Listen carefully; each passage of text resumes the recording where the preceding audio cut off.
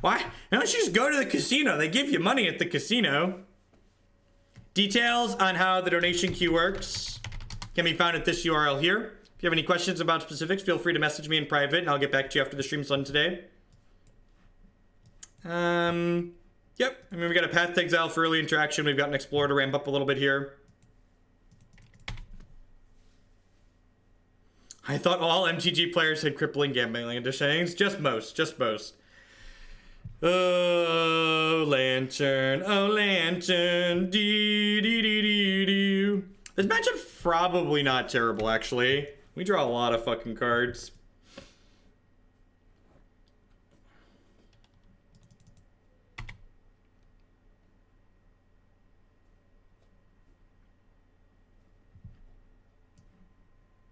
Jace the Wallet Sculptor. Jace the Wallet Sculptor. I think I actually want to draw that Jace, right? Pretty sure I want this Jace the Mind Sculptor. Really don't want either of these cards.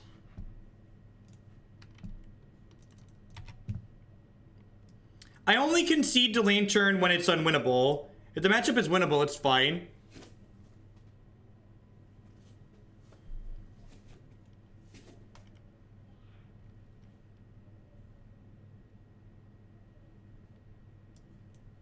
Do you mean Oath of Teferi? I'm pretty confident that Oath of Teferi is worse than Time Walk in this deck. Yeah, we want to fetch and response this. We don't want them to get Pithing Needle.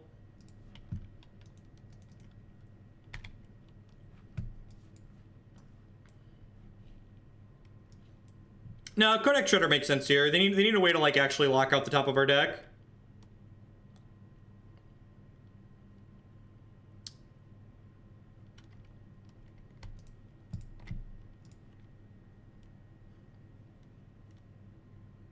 That sounds like a lot of clunk in a deck that's already pretty clunky.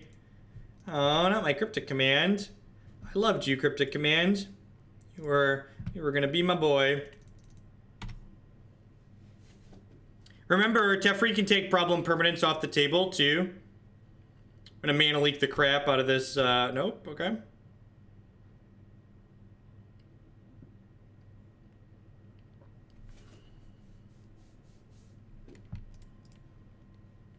They have a War of Invention here. This has to be another War, right? Do we think this is a War of Invention? If they have a War, I don't want to play Jace this turn.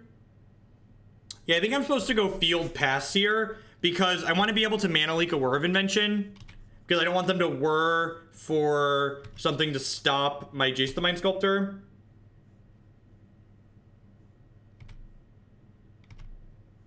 What else do we have in the queue today? We have a lot of things you're not going to like, Medi. We have Blue-White Enduring Ideal. I guess we're going to play Black-Green Rock later.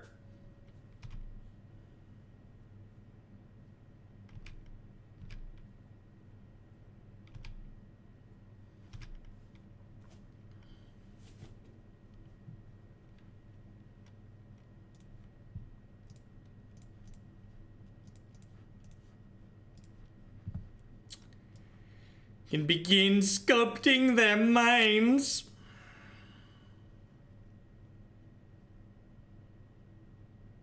Sweet. Look at that read. Look at that read. I always feel like a wizard. Always feel like a wizard when you got the reads.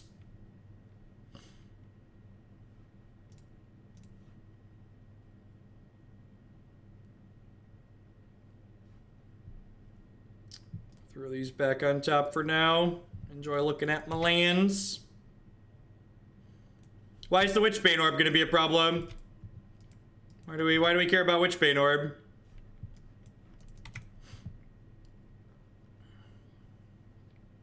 Ain't nobody got time for no Witchbane Orbs. Oh no, not Ensnaring Bridge. How will I ever win the game now, opponent?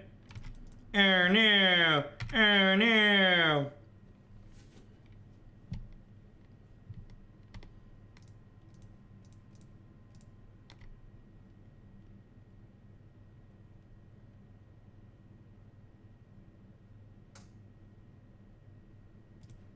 play this.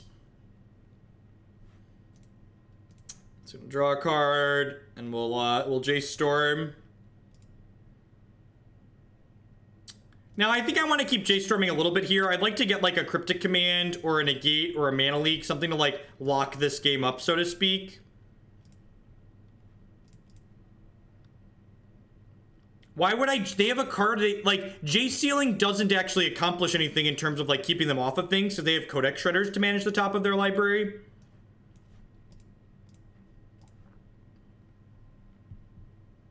So, like, yeah, we could win the game eventually with Jace, but, like, I'm gonna win the game eventually with Teferi's ultimate, too, so...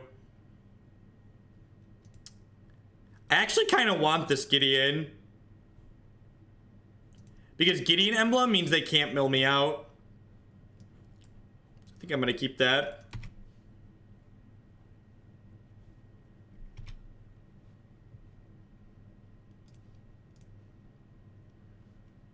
Although maybe I should be digging more aggressively for a... Maybe I should be digging more aggressively for Counterspell.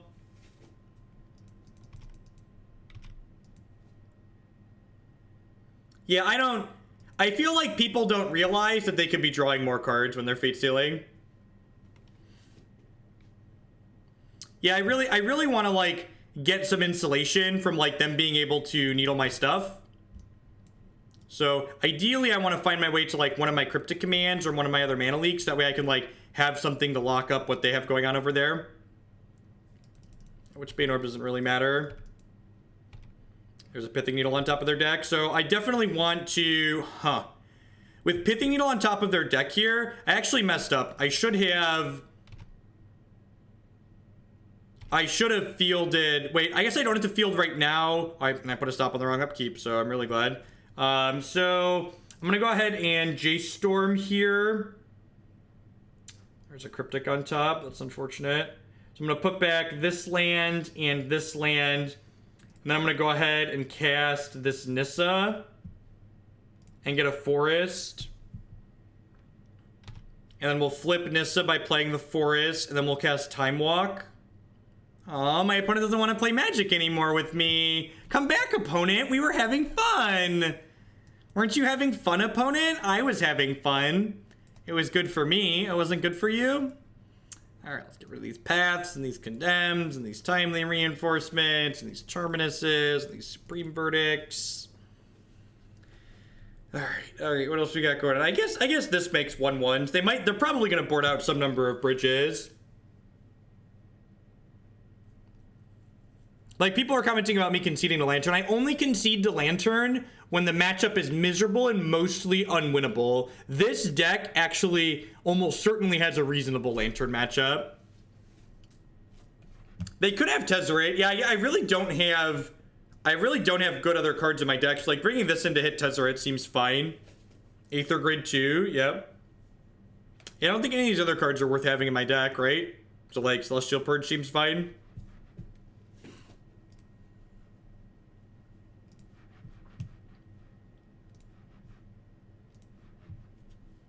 Let's run it. Check it, see. Wreck it, see. This seems pretty good, right? The fact that we have one of our two forests in our opener with Nissa kind of sucks, but I think Serum Visions, 2 Planeswalkers, probably reasonable.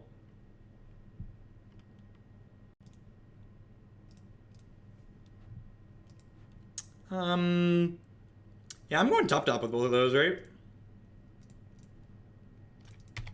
Just enjoy. Here's my nature's claim. That one will certainly come in handy later.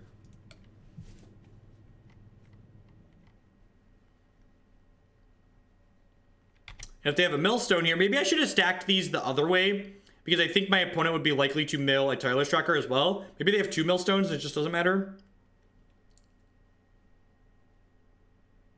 Yeah, they picked us. I wouldn't be surprised to see them double mill here. Snapcaster Mage is just a slow, clunky spell in a deck full of slow, clunky spells. So we already have a lot of what Snapcaster Mage does. Like, People, like, the people in chat, someone commented earlier that they, like, added Oath of Teferi's and other Planeswalkers to this deck. Like, this deck already has infinite clunk. Like, you hear this deck coming down the hallway from 50 feet away. It's very noisy. Like, the trying to fit in enough efficiency to not die is important. Modern is a brutal, aggressive format. Snapcaster Mage is effectively a 3-mana spell.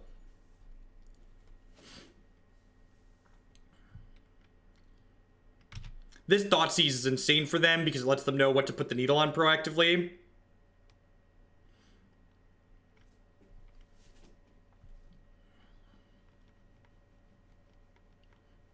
I wouldn't be surprised to see them take Nissa and then needle Jace here.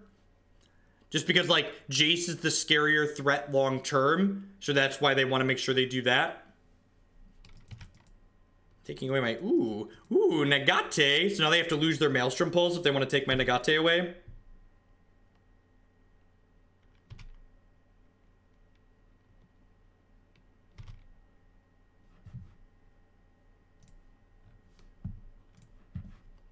Hey, let me help you with all your questions. Your questions will be answered momentarily.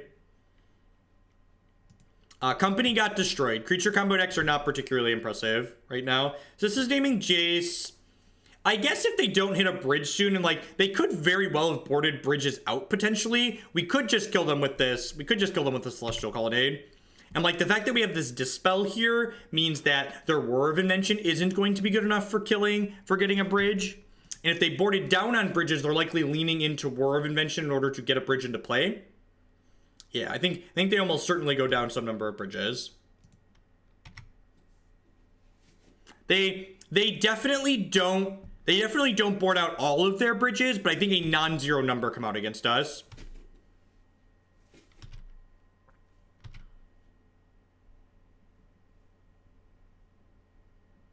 This Thoughtseize puts them to 14, so this Colonnade's actually lethal in just 3 hits, which is great.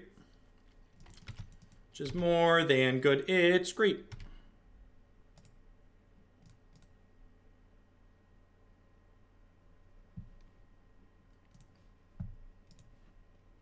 Fucking Moto bugs, man.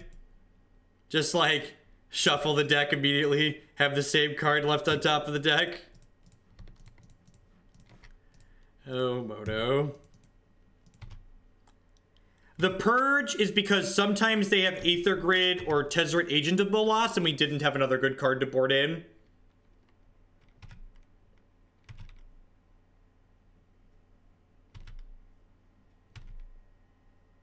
They're milling themselves aggressively, looking for a bridge.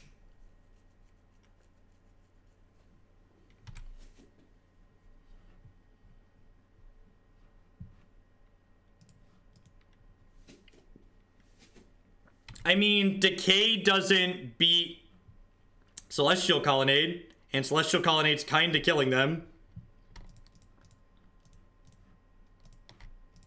They're kind of dying to the Celestial Colonnade.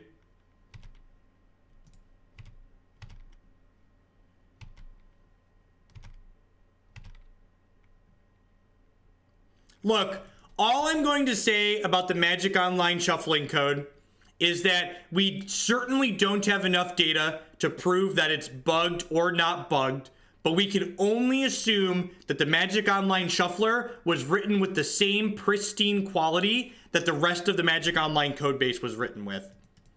That's all I'm going to say. It's the same pristine quality. No, I don't think a blue-green flash deck could be very good in Modern. I think that sounds pretty terrible. I think blue and green. Modern is a format that is about playing to the board, and blue and green don't have efficient cards to interact with the board.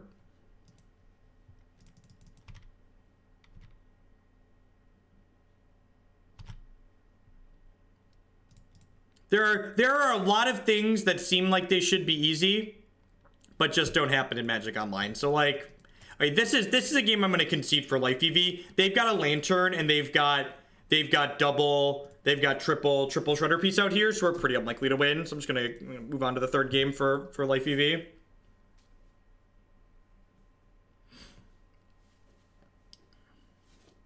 I have actual footage proving it's bugged. I feel like if that was true, it would be all over the place.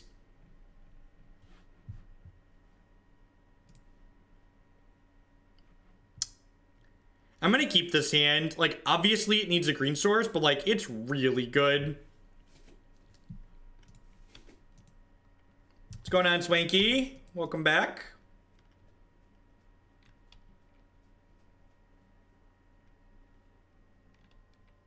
They need old Colonnade. And like, that last game is a great example of like why Lantern Control is a miserable Magic deck. And that like, if they were going to ban it, they could ban it because it's a miserable Magic deck. Like, if I'm a competitive player in a competitive setting, I shouldn't concede that last game, because while I'm a very small percentage to win, 3 lock pieces isn't actually deterministic with my deck list. I only conceded there because I value my time. Was the only reason I made that concession.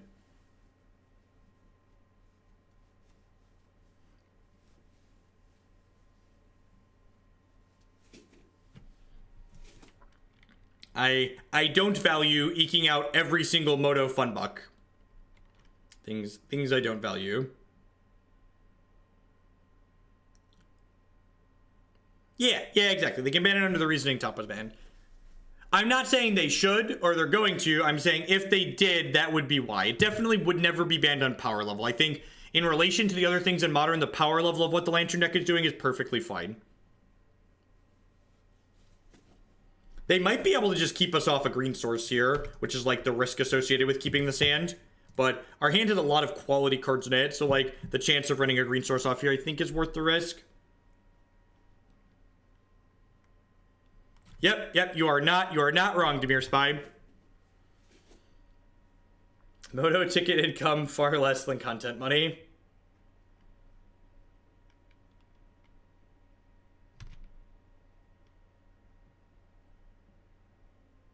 Yeah, I mean, there's a reason why the Eggs archetype as a deck has been banned before. There's a lot of time Eggs start going off when it's not deterministic.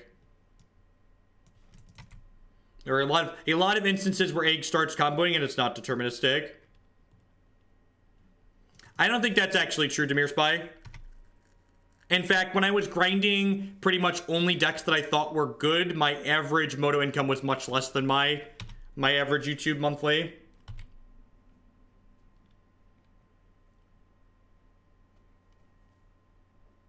Correct. I agree with that, Firespoon. If I'm not enjoying a match of Magic, I'm generally making worse content, I feel. So if I'm not having fun, I generally stop playing. KCI is Crockplan Ironworks.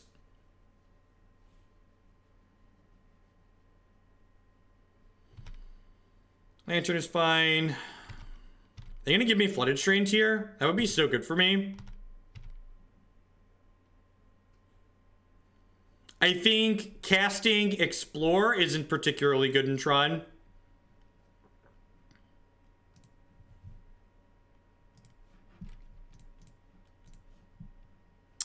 I guess I get to do this, which lets me draw this Flooded Strand and then play another land this turn, which is nice. They're gonna Pixis me, sure, deal. Cheer Bomb, put 5 color shadow in the queue, please, with a list of your choice. 10 out of 10 will do.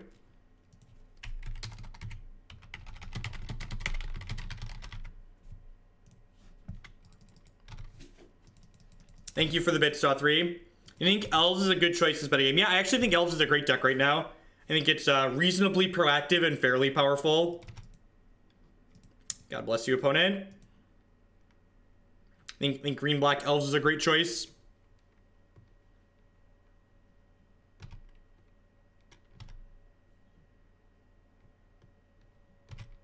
So, I'm kind of lucky in how my content gets accepted on YouTube, because YouTube prioritizes people who make longer content on average, and like the length of my streams is longer content that gets prioritized by YouTube's algorithm.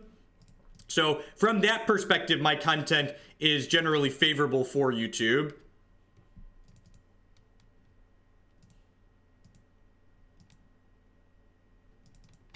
All right, so we're gonna flip this bad Mamma Jamma over. I am saying that size matters. That is exactly correct. Do I just make a 4/4 here? Making a 4/4 means they could spell bomb to kill my Nissa. Is that worth it?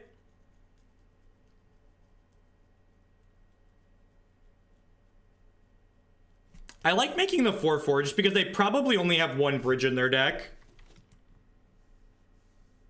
Yeah, it's like better against Needle too. The ult kills them as... Yeah, but the ult is worse against a Pithing Needle is the thing. The ult is much worse against a Pithing Needle. And this is better against Maelstrom Pulse too here. I mean... We've kind of shit-talked and talked about, like, the SCG stuff for a while on stream here.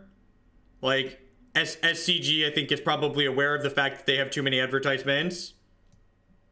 I like to rib them on occasion as well about it. There's the Tezzeret, so that's why we had... That's why we have a Celestial Purge in our deck. Am I chumping here? I think I'm chumping here, right? Because Nissa's going to get to draw 2 cards at least.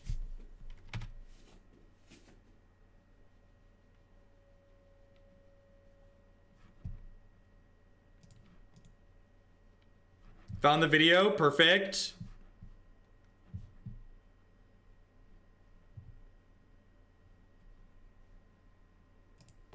Can you DM that to me, Nicholas Bolas? Can you DM that to me? So now I get to go plus her, draw a card. So we draw the tracker. And then I'm gonna put the tracker into play. Oh, they took my Time Warp. They took my Time Warp. I don't know why I thought I was going to get to draw a Time Warp, but I guess putting the tracker into play here is still pretty good. I guess taking the Time Warp makes sense. Oh, I could have played the Courser out. Why didn't I play the Courser? I still had in my head that I had a Time Warp on top of my deck. So the reason why I made the bad play is I wasn't thinking about what I was doing. Ooh, Sakura-Tribe Elder is actually pretty good here. Because it means that I get to put a blocker out.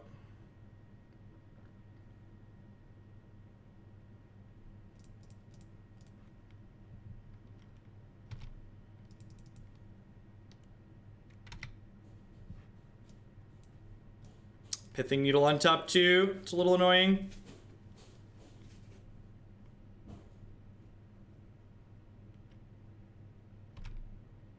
Cage actually doesn't do anything against us, right? Just like actually doesn't have a text box.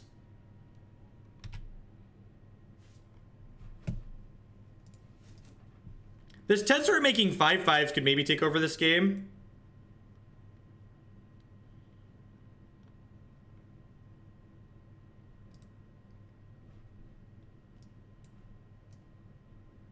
Name's Nissa, Sage Animus, sure. So I assume we're gonna see this make a 5/5. Yep. That one can't attack. So we're gonna take 5 here on this attack.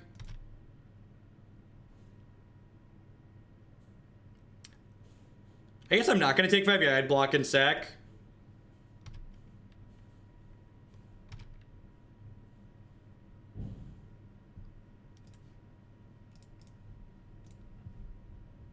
So let's cast Courser here. Play this off the top.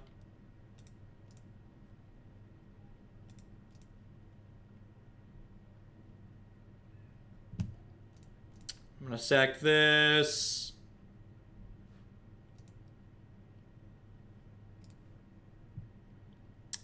Another Elder is actually a pretty good draw here.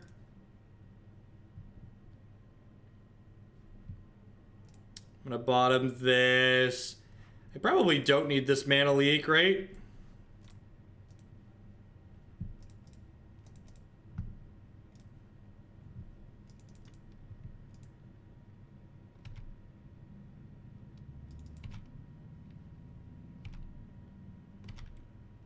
I like my Earth flat and my Scries to the bottom.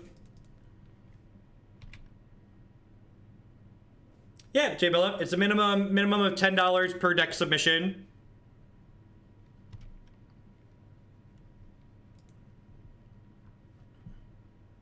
You're destroying my Courser. That's so rude.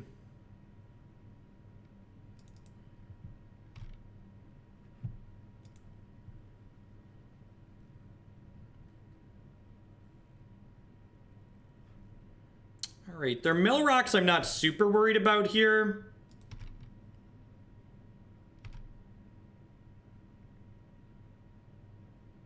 No, I'm not accepting standard donation decks.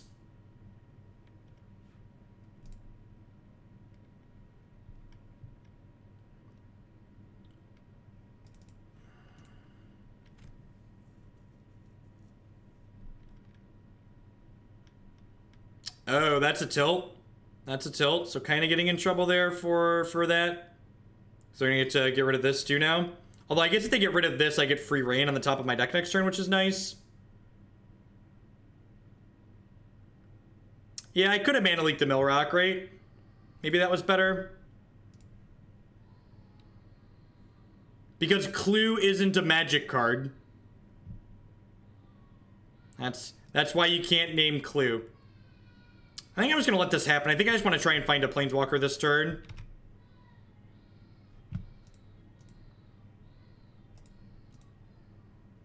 Celestial Purge, that'll do. That'll do too, pig. That'll do. Little pig, that'll do, that'll do.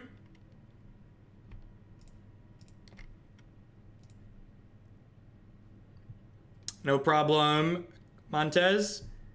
Alright, let's exile you. Oh, geez.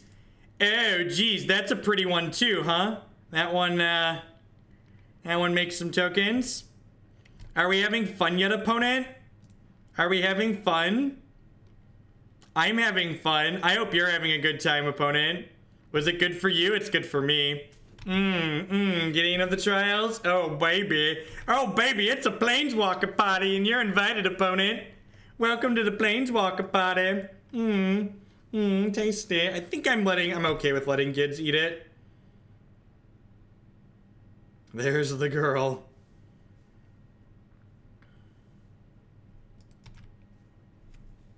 Hopefully they find bridge here so that way we can mana link it.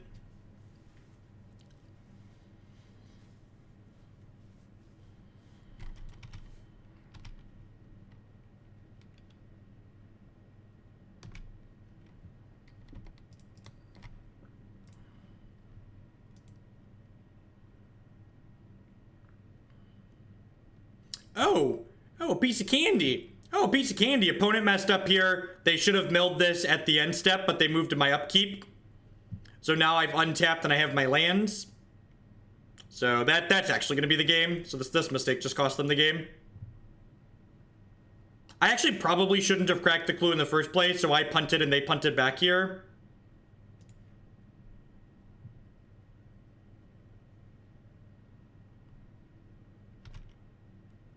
So they have to shuffle.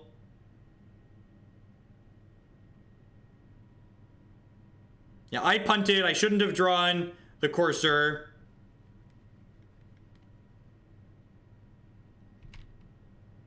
I agree, Persip. I agree with that statement.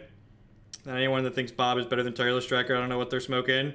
And then this Jace is lethal as an unsummon, right?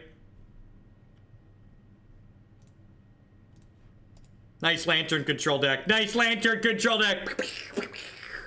How's everyone doing today? Hope everyone's having a great Monday. Welcome. My name's Jeff Hoagland. I'm a full-time streamer and content producer here on Twitch. I stream Magic 30+ hours a week. If you're enjoying Bant Control and all the other decks that we stream here, please consider subscribing to my channel. Subscriptions start at $4.99 a month, or if you're one of the many people out there who has Amazon Prime, if you link your Amazon account to your Twitch account, you get Twitch Prime included with that for free, and Twitch Prime gives you a free channel subscription to a content creator of your choice here on Twitch every single month. You can also support myself by checking out some of my wonderful sponsors here. MTGOtraders.com. Love to buy and sell some Magic Online cards with you. If you use code Hoagland PayPal at checkout with them, you'll save 8% on your singles orders there. CoolStuffInc.com buys and sells a lot of cool stuff, including TCG singles. Using promo code Jeff5, you can save 5% on Magic, Pokemon, and Yu-Gi-Oh cards with them. InkedGaming.com would love to help you customize your gaming experience. Using code Jeff12, you can save 12% on custom playbats, mouse pads, binders, and bags with them. And of course, myself and all the wonderful moderators here in Hoaglandia would like to welcome everyone. Please talk to your friendly neighborhood moderator about your complimentary timeout. And that, ladies and gentlemen, is a quick lesson in how to fill downtime with advertisements as opposed to skipping Magic content to play advertisements. Look at that. We will right on into the next match here. Quick ad break, and we'll roll right on our way. All right, what are we doing here? What are we doing?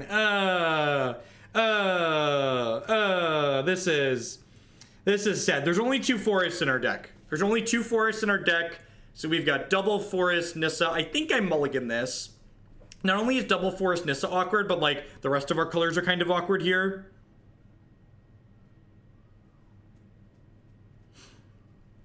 I saw you played a bit of Hex recently. How do the changes feel overall? Well, they haven't actually made any changes to their constructed format. I think their constructed format's always been fine, but like the introduction of Cosmic coins to be able to play Cosmic for constructed for prizes on demand, along with the ability for there to be cheaper decks with their signature decks is very, very awesome. I love how after we have the advertisement with the timeout message, there's just like a slew of people that are just like, sword me, sword me.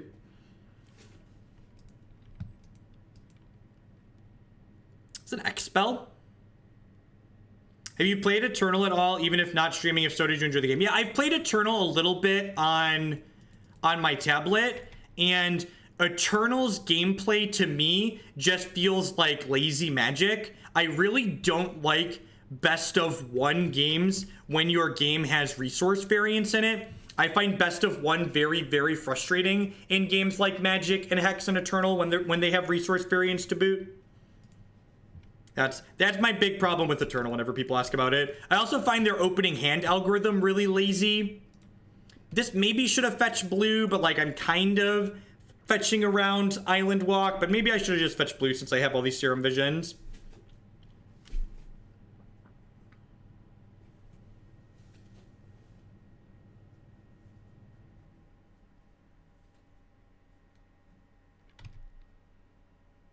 Yeah, you can still watch the stream all timed out. Timing someone out just means they can't post in chat.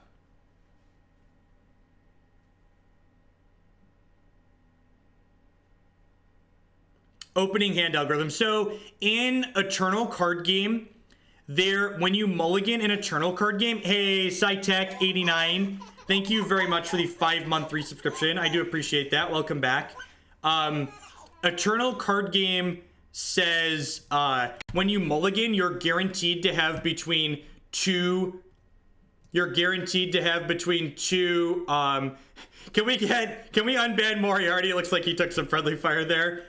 Eternal card game's mulligan system says your mulligan is guaranteed to have between 2 and 5 resources in it, which means they compensate for the fact that they do that. It's /unban. It's not permit. It's /unban. Permit is enabling links for chats that don't have links enabled, which means to compensate for their opening hands being stacked like that, they make it so your deck has to have a minimum number of resources in it. So I find it really silly and kind of lazy to implement this deck building restriction because you want to have this opening hand algorithm change. Like, Hex actually does a really great job of having an opening hand algorithm change that doesn't cause them to change a deck building restriction. So I think Hex actually does that really well.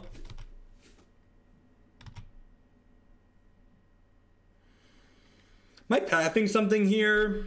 I don't know if I'm pathing something here. Probably.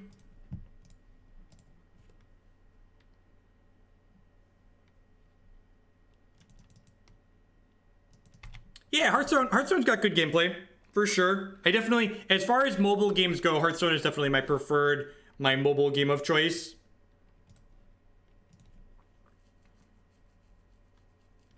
I think I'm just passing the turn here. This is probably just like an end step harbinger, right? So, as someone who likes to be fair and balanced and like only shit on people when they deserve to be crapped on, in Magic Arena's defense, the opening hand algorithms they've stated are only for the best of 1 games. I agree that Magic Arena's opening hand algorithm, much like Eternal card game's opening hand algorithm, is kind of lazy and sloppy. and like it encourages you to build your decks differently, which makes it lazy and sloppy. But I think having an opening hand algorithm change for best of one games makes sense for reducing variance that games with resource variance by design tend to have. We did win the first match against Lantern Control.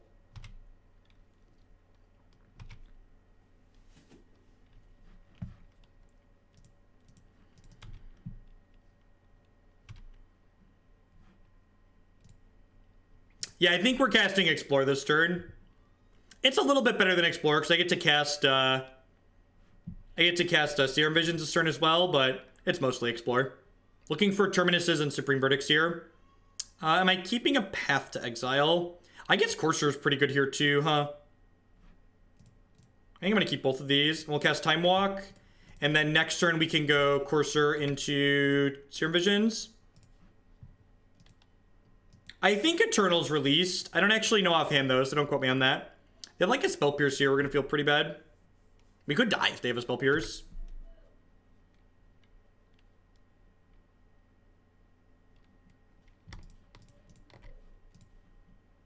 If it's still in beta, I feel like it's been in beta for forever. It's like doing a Google length beta. Field of Ruin, Jace the Mind Sculptor. I definitely don't want this Jace. Surprise. Well, welcome to Modern. I don't want this Jace. I'm going to top this Field of Ruin so I can play it off. Timely Reinforcements is not a bad draw here. You could turn Jace into like Karn or another Planeswalker that generates card advantage. More Teferi maybe.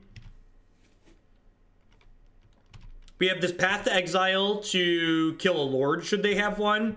I guess if they have a way to bounce my Courser, I could be in a little bit of trouble here. They could have like the end step diddle your guy into Harbinger. They do have Collected Company. Okay.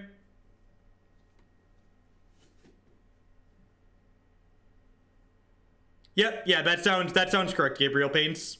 It's only called a beta because they don't want people to bitch about it. I'm gonna go ahead and path this now while they're tapped out.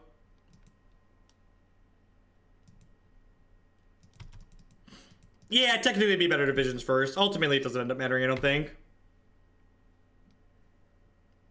I think that's much worse than they have another Island Walk Lord. Yeah. Am I dead? Nope. Going to one. They have another Lord? Yeah, that Lord's lethal. Okay.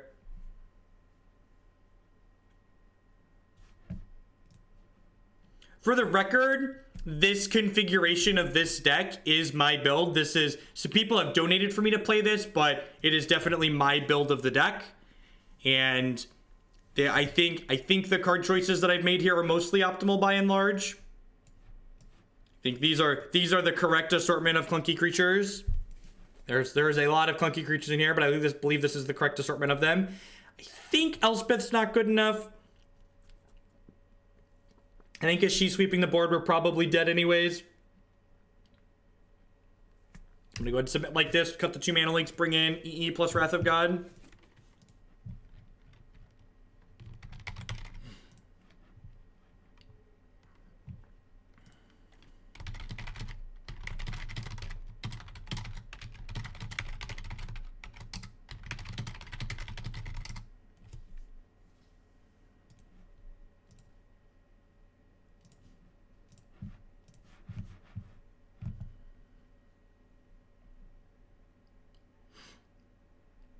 Yeah, I think trying to gain life is probably not good enough. Details on Discord are here's in. You'll need to do that using your desktop web browser.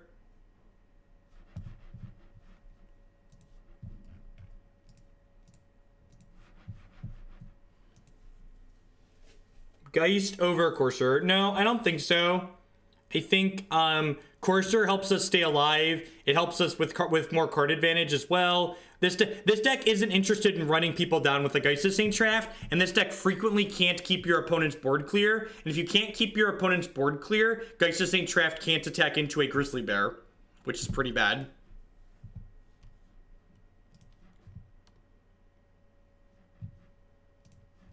I'm gonna bottom that. Courser should help us draw more lands here. That might be greedy. It's possible I should keep that.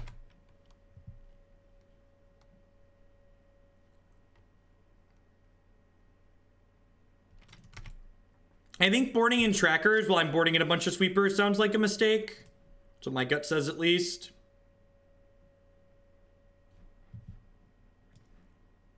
Okay, I'm going to bottom another Courser. I'm actually going to keep the Sakura-Tribe Elder, though, I think. The Sakura-Tribe Elder gives me a shuffle post-Courser, which is nice.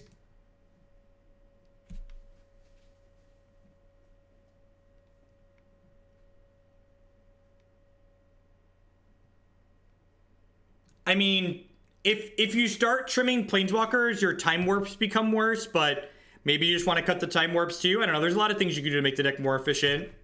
Although, like, adding more Cryptic Commands doesn't really make it more efficient, I suppose.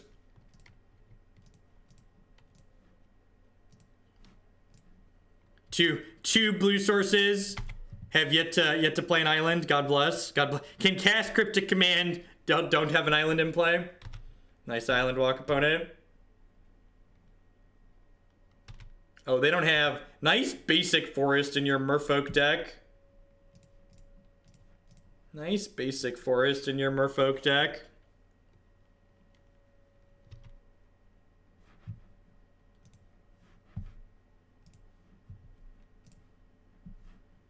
Ding.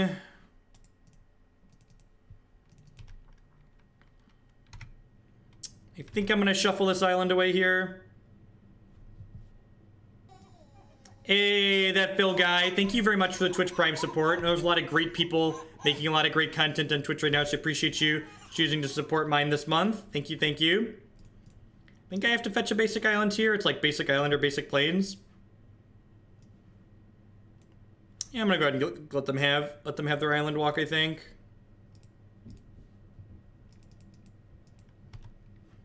Yeah, I have a path to exile and they're stumbling and fumbling anyways.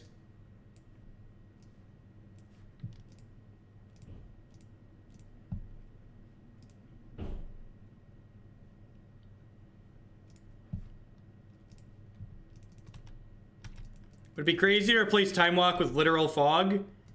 I think Fog is not a card I would main deck in Modern. I think it's a card you could sideboard. I think Fog is okay against some decks, but it's really kind of narrow.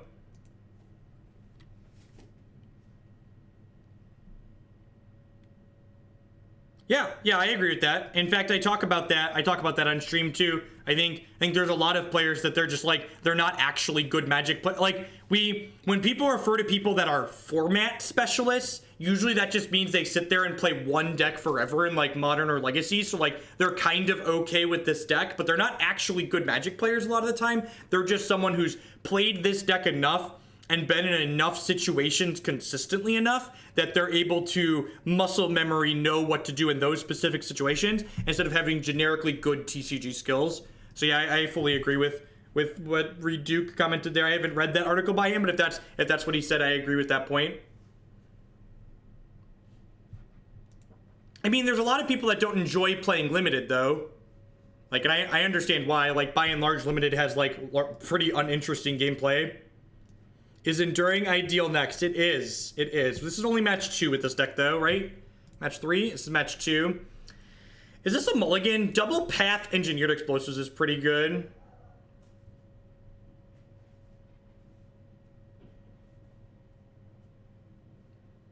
I think I'm going to keep this. I think it's hard to pass this up.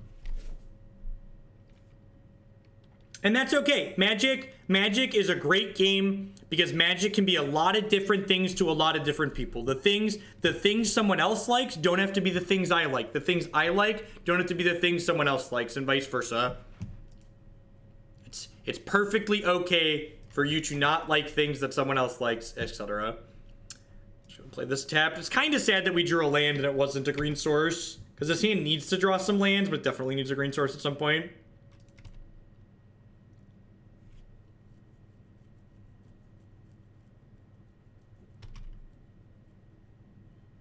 Last month, I've watched most of your streams, and they helped me get over a breakup with my girlfriend. I guess is now my ex, who lasted over a year and a half. Thanks for being here. Well, thanks. I'm glad you're enjoying the content, Brian. Hope you feel a little bit better about your personal stuff. No, I say no turn 2 play is weird. If they didn't play a turn 2 play, would I EE on 1? Probably not. I think we're just playing EE on 2.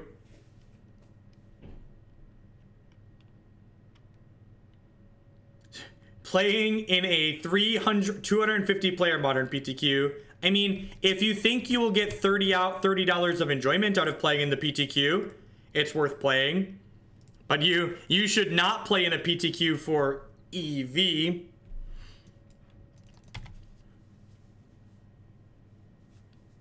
I will play most formats for $100. For a $100 redo donation, we will play most formats.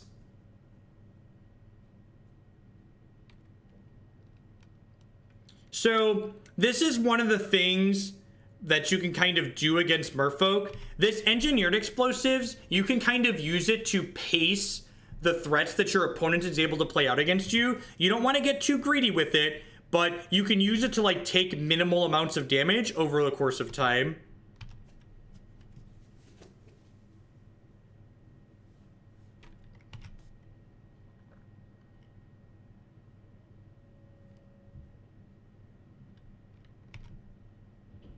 Which formats would you not play for $100? Lantern Control and Modern. That's probably the only one at the moment. All right, am I killing?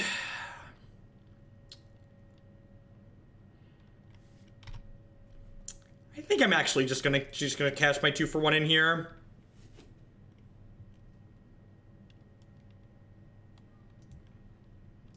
You're not wrong, Velik. You're not wrong.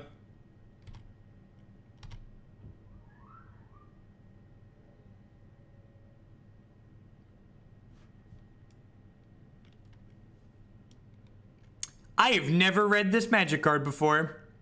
And by that, I mean I probably skimmed it when this set was spoiled, but,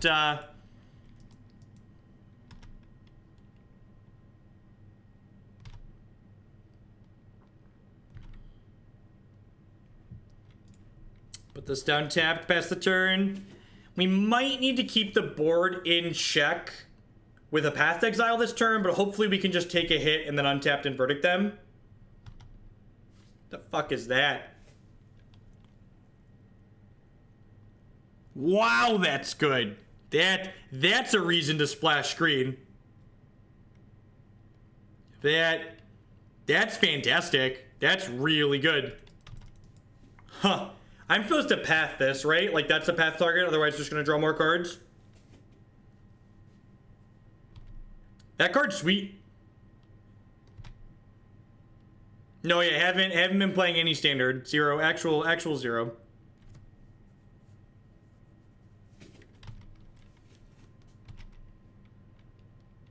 And like, if they don't put more pressure into play here, I just get to Teferi and plus, right? Because he's gonna go to 6 because he's insane. If I get Spell Pierced, I feel a little bit bad, but if we don't get Spell Pierced, we're just like kind of gonna run away with the game, right?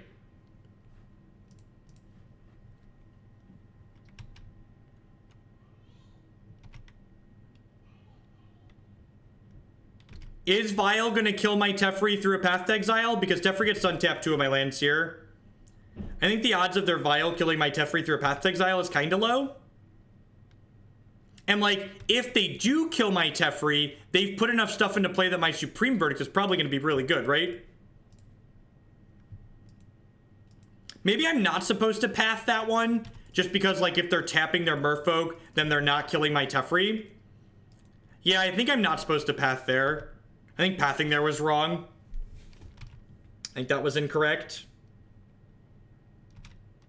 Now Teferi's guaranteed dead, but like they're at 2 cards. I'm gonna get to like verdict them and have cards left over in my hand, which is nice. Okay, Field of Ruin gets me a green source rate. If I tap like this, I can then Supreme Verdict this turn as well. It is worth noting that there's only 2 basic forests in my deck, though. So, like, that does mean the second Nissa doesn't get a forest, but hopefully I don't need the second Nissa. Like, next turn we get to go Nissa, make a 4/4 plus play Detention Sphere. Am I de-sphearing this Aether Vial if they don't put a threat into play? Probably. 5 mana Silvergill Adept. Deal. Resolves. Steve-O.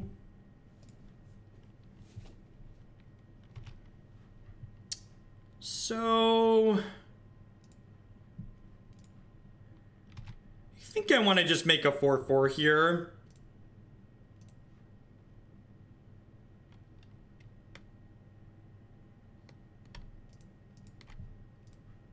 I think I want to just make a 4/4. Yeah, they must have drawn the Harbinger off of the Silvergill.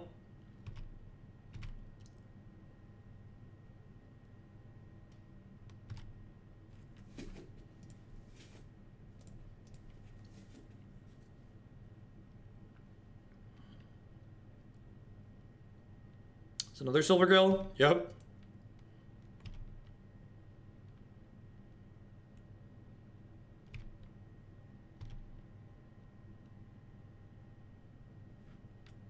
Yeah, the Sharpie does look nice on the token, doesn't it? Oh, baby. Oh, baby, we're gonna give him the D. We gonna give him the D. 1, 2, 3, 4, 5, 6, 7, 8. So I don't need that untapped. Oh, Enduring Ideal is gonna be the third deck today. It's a 2-for-1, right? Because like the Silvergills drew cards, so like it's not really a 2-for-1, but it kinda is. Feels like we've stabilized nicely here.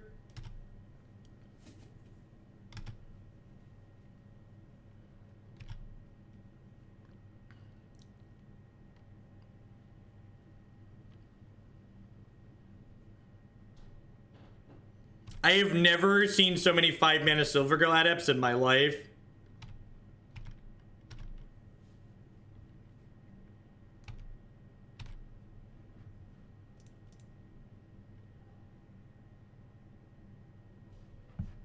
I'm actually going to hold this Plains in my hand, because in the event they're able to kill my Nissa here, I would like to be able to flip this other Nissa over, and there isn't another basic forest in my deck for her to fetch out.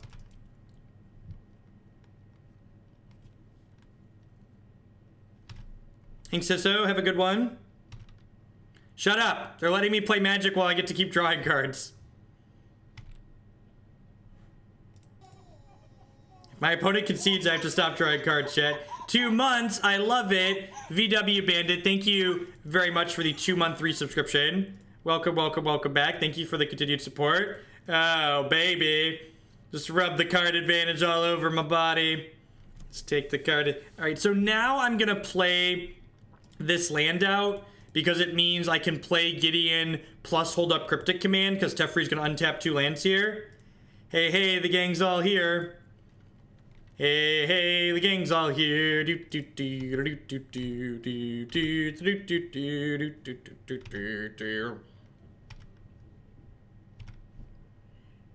like to untap these 2 lands, please. Might be about time for a Moto reboot. Eh, not quite 2 gigs of RAM yet. Don't worry. Don't worry. We're drawing 3 cards a turn, chat. We'll find Jace soon enough.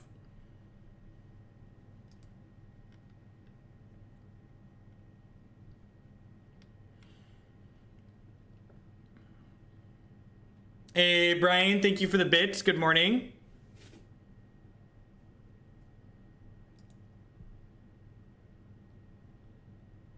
Jace doesn't... Look, all I'm going to say is I would like to brainstorm with Jace while we have a Teferi emblem out.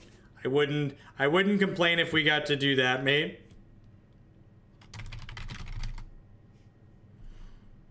Opponent packs it in. All right. 2-0. 2-0 with Bant Super Friends. If you enjoy this deck and you want to see more of it, and it's the first time you've watched it, be sure to check out my YouTube channel, youtube.com/Jeff Hoagland. We've played this deck 3 or 4 times in the past now at this point. 100% of my streams get archived there because I don't steal other people's music while streaming. I'm able to have lots of archives up there, and I break them up by deck. So if you just search Jeff Hoagland Bant Super Friends in YouTube, you'll be able to find a bunch of leagues with this deck.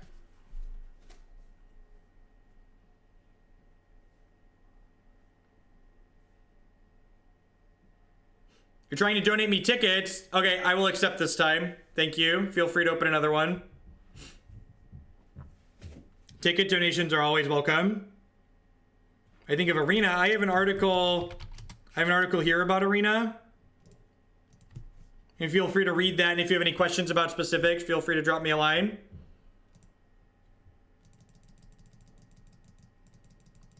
Thank you, Cobalt. Let me know if you'd like to bump anything in the donation queue with that ticket donation. How'd you do at the paper event? I actually ended up staying home sick. I was pretty sick for like 5 days in a row. It was actually the longest I had ever been sick concurrently in my lifetime. It was very miserable.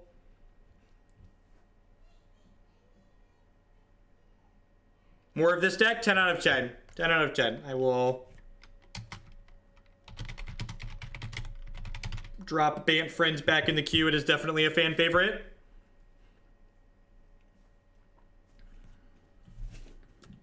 Supreme Verdict. I'm going to bottom that. We just need more lands with the sand.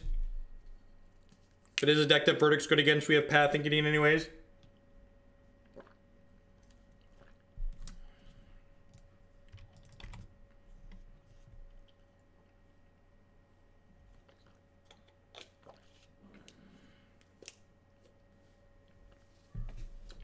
Condemn, yeah, Condemn is just path number 5. It's not explicitly Death Shadow tech. It's just like the best 1-mana spell.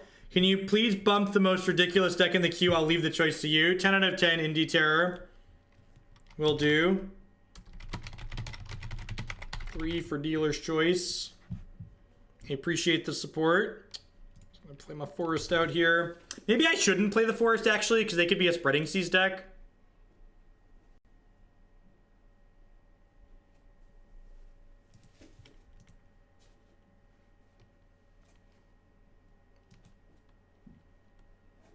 Yeah, tickets are the same. Tickets are the same as like dollary dues. You can sell tickets for like 93 to 95 cents. So I'll accept tickets as $1 a donation to bump things in the queue and add things to the queue, etc.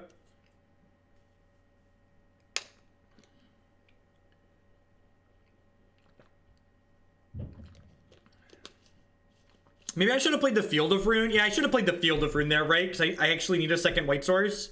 Although I kind of want to save the field for tagging their Search for Azcanta because I don't have a ton of answers to that. I do mean democracy points.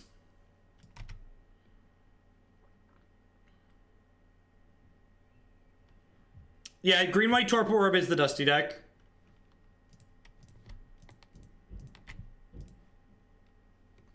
Play the Violet Sculptor.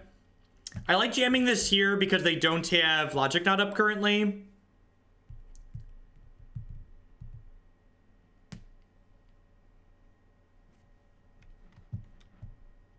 Did I ever do Dealer's Choice? No, I ended up spreading out the Dealer's Choice decks over a little while. I played a few different things. I should have done that differently. I should have put the Path on top because Path is better than Condemn in this matchup.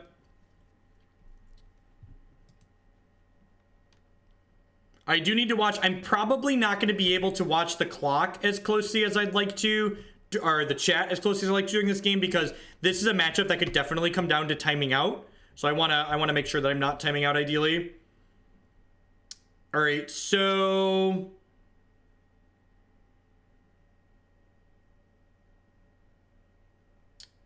I think I Brainstorm next turn, because if I hit an untapped land, I can play this Teferi. So we get 2 shots after. So there's a Condemn and a Path on top of our deck, but there's 2 shots under that path to an untapped land here.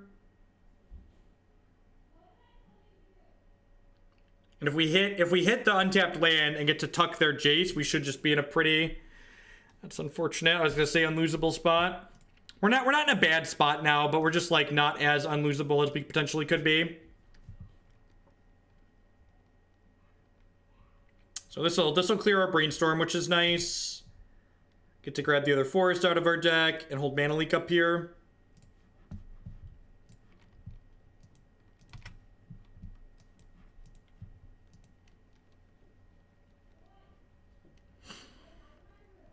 Hopefully they tap out for something big here and we get to Mana Leak them and then untap and slam our Teferi.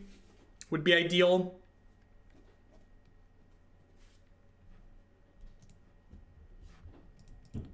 Terminus. Yep. I mean, they're technically getting to Terminus my Planeswalker here.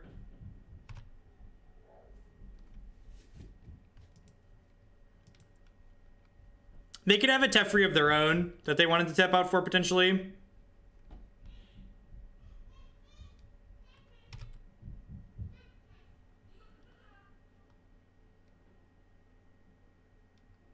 Jay Milla, I see your message blinking on my thing. I will return your message after I'm done streaming today, so it's gonna be a few hours.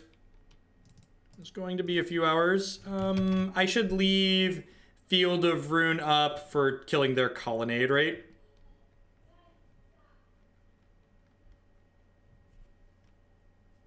I mean, if they Cryptic, I just mana leak them.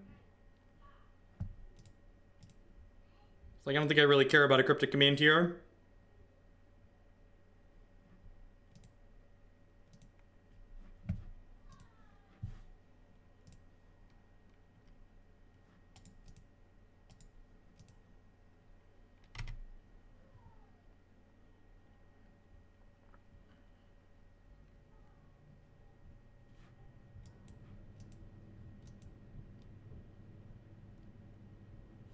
Yeah, Bath is pretty good for us here. Getting ahead on mana in a matchup like this is pretty important, and shuffling the Terminus away that's on top of our deck is also good for us.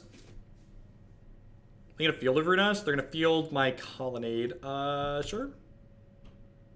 Seems fine for me.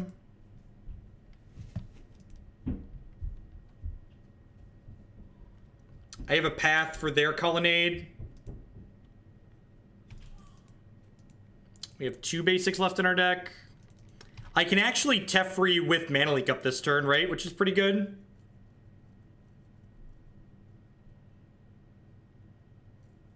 I'd really like for them to play a spell here, or just activate their Colonnade, like one of the two.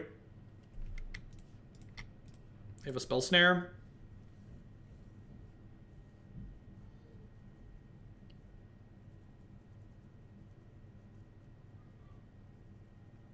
Ding, ding, ding.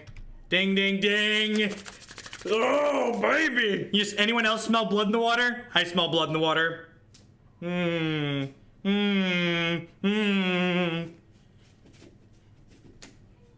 Let's do it. Let's do it.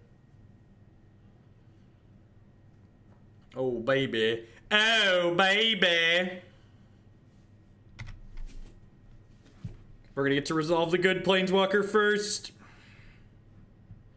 If I hit an untapped white source here, I can play Gideon plus Teferi this turn.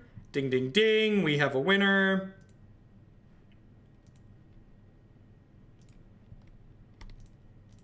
Because the Gideon is... Oh, I didn't even need to hit the untapped white source, right? I just had it anyways.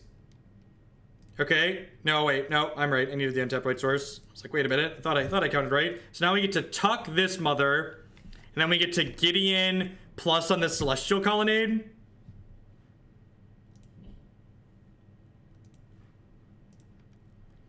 Back to the headphones it is. Ooh, baby. Ooh, baby. Is this legal to show on Twitch? Is my channel in danger of getting taken down due to this content? This deck generates such good games of Magic when it's winning. Just all of the dirtle. Just all of the dirtle. Yeah, you have another Jace, Steel. Yep, you have a Jace. Resolves. Oh boy. We get 5 looks at a Time Walk next turn. Who's excited for 5 looks at a Time Walk? Oh, I guess we know the top 2 cards, right? We know the top 2 cards. All right, so let's look for a Time Walk here. That's very inappropriate, Mike. You make a comment like that again on my channel and you'll be banned permanently. We're not going to Detention Sphere, chat, because Detention Sphere is symmetrical. So I would prefer to not have that be a thing, or not exile their Jace by exiling mine. 100 bits for some high quality MTG porn. Thank you, Zagaltha. That's my last basic, which is a little unfortunate. I think I'm just going to cast this Explorer here because it gives us a chance to hit, it gives us a chance to hit a Time Warp still and cast it. Terminus, sure. I still have another land drop here. So I'm going to go ahead and do this and shock and play Courser of Kruphix.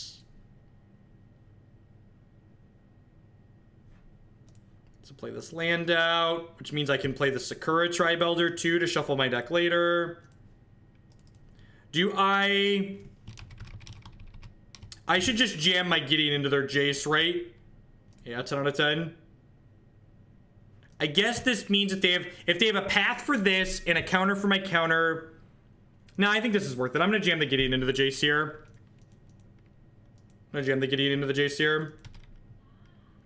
I can mana leak a path to Exile, and then I have a path of my own for their Celestial Colonnade next turn. So, like, they need a lot of things to go their way for this to not work out for me.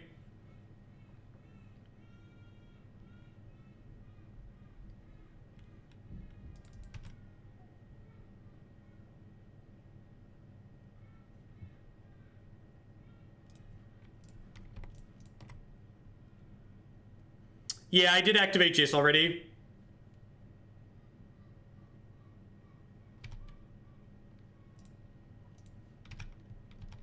You shall sculpt no more minds, opponent. None of the minds shall be sculpted. None. None shall pass. Oh, I get to untap 2 lands, too. Oh, geez. I totally forgot about untapping 2 lands. That's so great. I wish I would have kept another Path to Exile in my hand now. We definitely shuffled one of those away that we didn't have to. We could have been more secure here than we are. That being said, like, they have to activate this Colonnade and have a mana leak here. I guess they could have a Logic Knot too, but like, and even if they do that, they only get to kill one of my 3 Planeswalkers.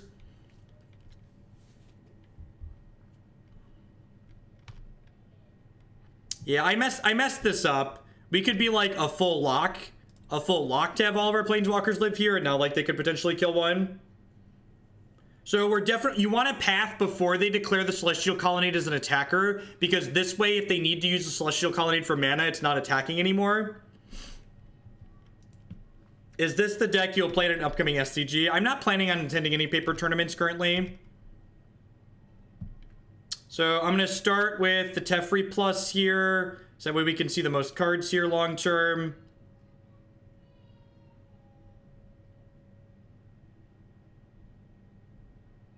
I mean, for enough dollar dues, anything is possible. That's certainly the truth. Draw some cards.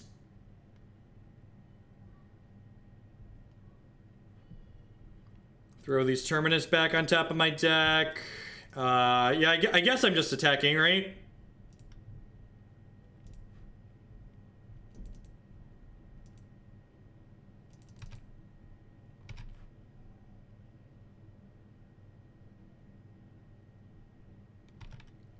Okay, Snapcaster Mage pathing is like annoying, but it does shuffle these 2 Terminuses that are on top of my deck, which is nice.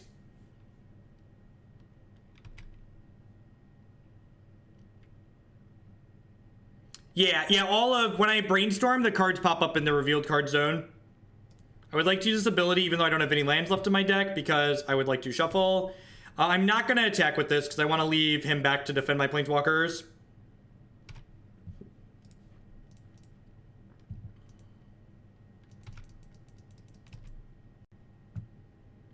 Probably Mouth Breather. Yeah, 100 bits turns into $1 in my pocket. There is some off the top for bits because Switch takes a cut.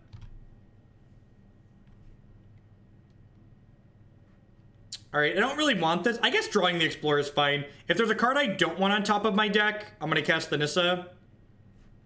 Yeah, so we'll start by casting the Nissa here. I guess I can use the Nissa to clear a Brainstorm, actually. So I'll put this back, put this back. I'll play Nissa.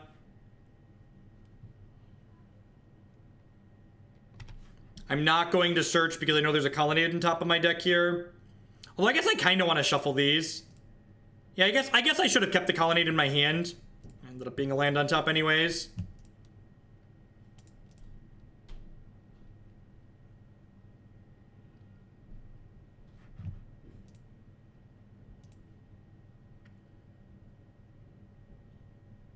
At some point, I'm going to have to win this game, and that will be very sad. But for now, draw cards.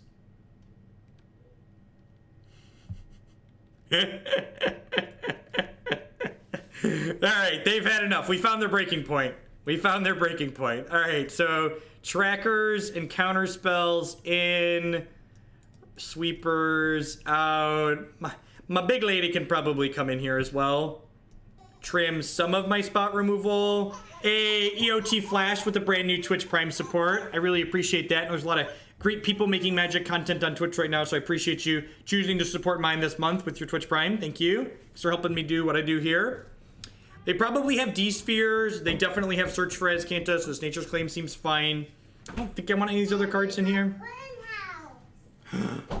Where are you going? You're going to Colton's house. That's pretty exciting. Do you want to come say hi to the internet? No. No, you're going to Colton's house? Hi, Jacob. Your boat's going too? Yeah. Have fun. We'll start the game in just a moment. The where my desk is currently set up, the kids have to walk past to get out to the garage. Jacob, can you say hi? Jacob, can you say hi? Good waving, buddy. Good waving, D. All right, have fun at Colton's house, guys. It's a holiday here in the U.S. for those that are not aware. So the kids are home and the wife is off work. Thanks everyone. It's for hanging out. Everyone's having a good holiday here in the U.S. And if you're anywhere else, hope you're just having a good Monday. That seems fine, right? It's got Serum Visions. Hopefully propel us into some more lands.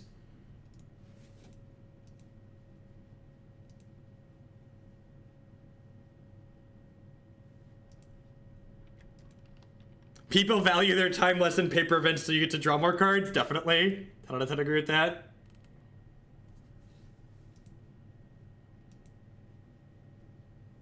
They are very good kids. I'm very lucky.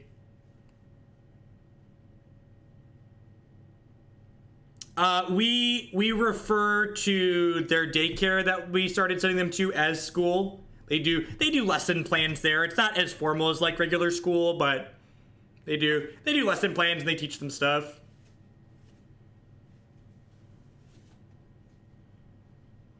But Jake was doing half-day preschool before daycare, and half-day school they finished last week, actually.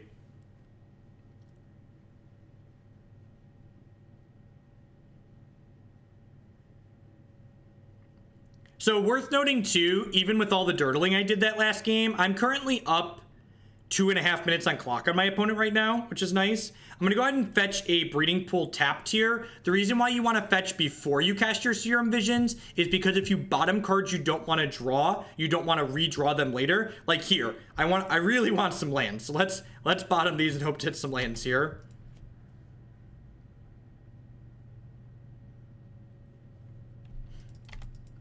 Are you planning on using the red splash and the black-green rock deck? At some point, we're gonna test the red splash. It's currently in the donation queue. As of this very moment, the deck I'm planning to play later today is a straight black-green deck, and it's not my build of black-green. It's a donation deck list that someone else sent in. I'm gonna go ahead and play Courser out here because even if my opponent paths the Courser on their turn, that's gonna equate to giving me another land, which is ultimately what I want. I want to just make land drops here. Is there a deck list for the Jund version? I haven't put it together yet, Banksy. I'll put it together closer to when it's towards the top of the donation queue. I probably want to hold up Mana Leak this turn, right?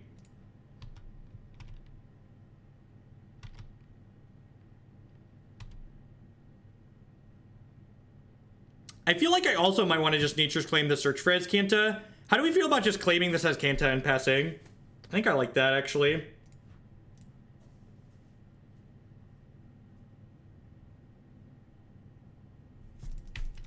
Because, like, I kind of want to draw this land that's on top of my deck, too, right? Like, making land drops in a matchup like this is very important. Hey, Zins with the $4 donation.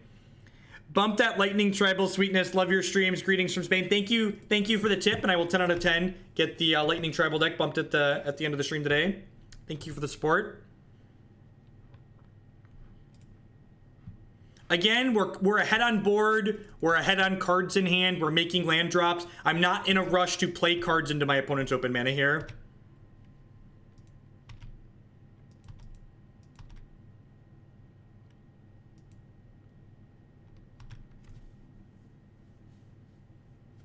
Has Time Warp been good, or could you swap it with a Cryptic Command? I think Time Warp is good on average. Maybe 2 Time Warps is greedy, but like there are games that Time Warp just like puts away that you could potentially lose. That like Time Warp turns those games into unlosable games, basically. I don't think so. I think giving them the Scry is valuable. I think I'd rather just deny them the Scry. Do I want Stevo? Do I want to fetch this Stevo away? I think I want to fetch this Stevo away. I don't think I want to pay mana to make a land drop here. So I'm going to go ahead and fetch away Sakura-Tribe Elder. It also gets a shock land into play tapped, which is a nice upside.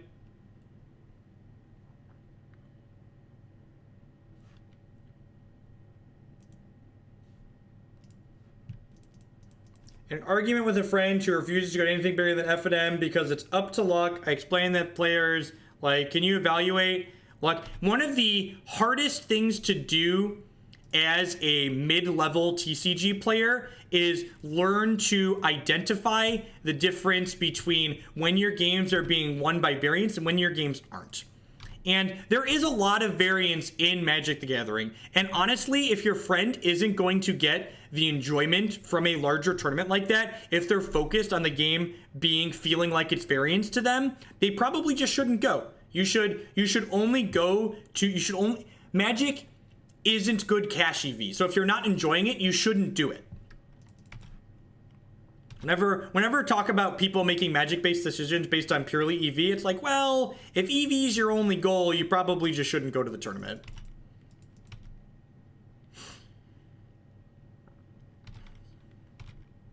Again, I'm just like sitting here amassing card advantage. I guess, do I want to play a Nissa out this turn? I kind of do, right? I kind of do. I'm going to play this for sure. I really don't want to draw a Field of Runes, so I guess I'm going to play Nissa and shuffle my deck.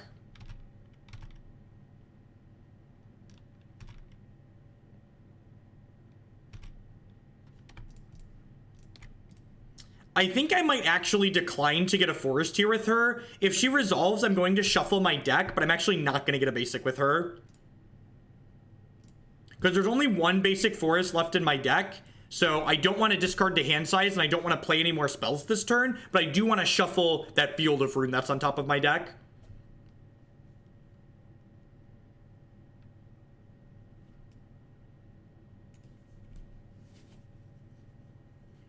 We have Mana Leak plus Negate here, so we're in a pretty good spot.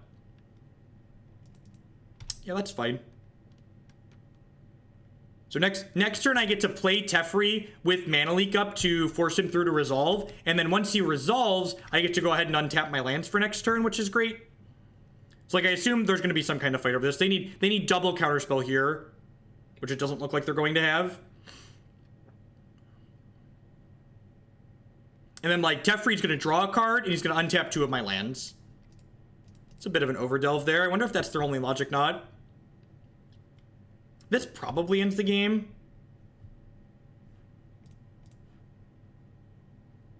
And, like, remember, at the end of the day, like I talk about not doing Magic if you're not enjoying it. That's not me telling you not to play Magic. It's just, like, a reminder that, like, Magic's a game that you should be playing. You should be playing for fun. That's why...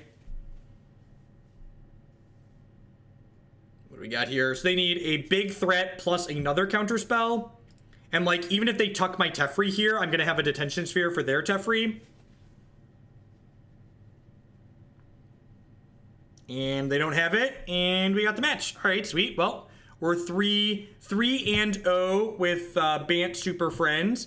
Magic Online is currently using almost 2 gigs of memory, so I'm gonna give it a quick reboot here and do a quick ad plug while we do that. Thanks everyone for hanging out. I do appreciate it. Hope everyone's having a great holiday weekend. If you're new, my name is Jeff Hoagland. I'm a full-time TCG player and content producer here on Twitch. We stream Magic 30 plus hours a week. We stream a ton of Modern. We also play some Legacy and some Vintage and other constructed formats like that on occasion. Never any limited though. If you're enjoying my stuff, please consider subscribing to my channel. My subscribers are a big part of why I'm able to do what I do full time. If you're one of the many people in the world who has Amazon Prime, if you link your Amazon account to your Twitch account, Brett Steins with the brand new tier 1 sub. Thank you very much for the support. I do appreciate that. Welcome, welcome, welcome. If you're one of the many people in the world who has Amazon Prime, you link that to your Twitch account, you get Twitch Prime included with that for free, and it gives you a free channel subscription to a channel of your choice every single month. You can also support my stuff by checking out some of our sweet sponsors. Cardsphere.com would love to help you turn some of your Magic cards into other cards or cash directly with other players. There's no haggling. They just take a 1% fee right off the top. Mac Weldon would love to help you dress up with some premium men's clothing. They do premium shirts, shorts, polos, underwear, socks, all sorts of fantastic stuff there. Using code Jeff Hoagland at bit.ly/HoogleClothes, you can save 20% on your first order of Mac Weldon stuff. And of course, this stream wouldn't be possible without viewers like Anoronics, Justin, Nivik, and you. If you are new and enjoying my stuff, make sure you hit that follow button. Following the stream doesn't cost you anything, and it lets you know when I go live and with what. I always try and put the names of the decks that we'll be playing on a given day in the stream titles. That way you can kind of predict what you can expect when I go live. And if you can't catch something that sounds sweet live, be sure to check out my YouTube channel, youtube.com/Jeff Hoagland. Everything gets archived there, and you can check it out later after the fact. Equin asked, what's the difference between the tiered subs? So the tiers of subs are just the dollar amounts you pay to support my content. So tier 1 subs are $4.99 a month, tier 2 subs are $9.99 a month, and tier 3 subs are $24.99 a month. As a special thank you for the people that subscribe at the higher sub levels, tier 2 subs every single month get to bump a single deck in the queue 10 points. So they support me extra, so I let them kind of pick what content we see sooner. And tier 3 subs get a complimentary donation deck list every single month that gets put into the queue with 20 extra bonus points, so we gets played a little bit quicker than just putting a deck in normally. So if you're someone who likes my content and donates on occasion to bump decks in the queue or put decks in the donation queue, it might make sense to consider subscribing at one of the higher levels. Jeff doesn't love us enough to speak from the heart. He's using cue cards. There are the only things on my desk here are like napkins and crap. There are no cue cards, no cue cards here. That's all for memory. That's all off the cuff. I say it a lot, so it sounds like cue cards, but it's definitely all done from memory. I went to the GP this weekend and I had a blast. I scrubbed out of the main event and cashed the day 2 PTQ and some side events. So yeah, and that's what Magic events should be about, Wannabe Beetle. You should be going to a Magic event because it's something you enjoy playing. Because you use the napkins to clean off the desk, right? A RQR Master X85 with the 28-month resubscription. That's so long. Thank you very much and welcome back. I appreciate it. Golden Oreo Mini with the 500 bits cheer. Thank you very much. Let me know if there's a deck in the queue that you would like to bump up and see a little bit sooner. For those that are new, something that we do on this stream, most of the decks that we play on this stream are viewer-driven deck lists. So viewers either submit the deck list or they submit an archetype that I've played previously, and then I pull up the deck list that I would like to play. And the people who donate to support the stream kind of dictate what decks we see on stream and how soon we see them. If you want to learn more about how I could play one of your decks on stream, check out bit.ly/HoogleSellout. All the details are posted there. All right, what's the correct play here? It's probably Explore, right? By waiting to Explore, I can use the Sakura-Tribe Elder to flip this Courser later. I actually played the wrong land here first. If I'm casting Explore, now I'm going to cast the Sakura-Tribe Elder, actually. I'm going to cast this, because this guarantees me 4 lands next turn, right? Which guarantees me Cryptic Command. So yeah, I think I'm supposed to lead on Sakura-Tribe Elder. If I was going to lead on Explore, I should have played the Flooded Grove, so that way I could play Sunpetal Grove untapped and have Path to Exile up. Oh, geez, are they red-green Valakut? The red-green Valakut matchup's probably unwinnable for us.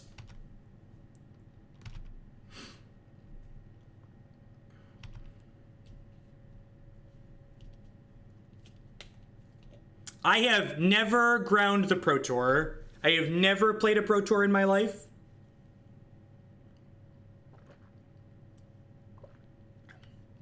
Queuing for a Pro Tour is very expensive and time consuming and not something I have any desire to do. Well, ain't that a bag of dicks. All right, let's move on with our lives here. If you are subscribed for a certain amount of time, do you get to bump up deck lists in the queue? Not for tier 1 subs or Twitch Prime subs, Sinbred. So tier 1 subs and Twitch Prime subs get to add decks to the queue for a cheaper rate, but they don't get anything included with their sub other than that. If I gave tier 1 subs a bonus, at this point I have enough tier 1 subs that I would just literally never be caught up. Literally never be caught up, unfortunately. So I don't actually think the Ponza matchup is that bad for this deck, but that game was a good example of just like getting caught with your pants around your ankles, basically. Like, I wasn't prepared to be Blood Mooned, so we got Blood Mooned and it was very good. So I'm gonna bring in some cards that allow us to interact with our opponent's Blood Moons a little bit. We'll see how the rest of this goes. I think Tron's worse for this deck. I don't actually think Ponza's that bad for us because like we have a lot of basics and we have ways to find those basics.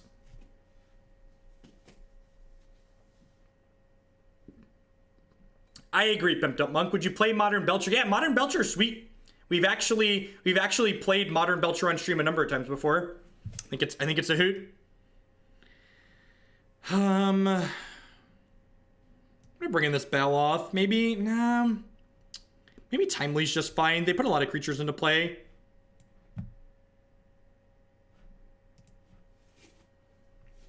What's the cost to add a deck to the queue? For subscribers, it's $10 to add a new deck to the queue.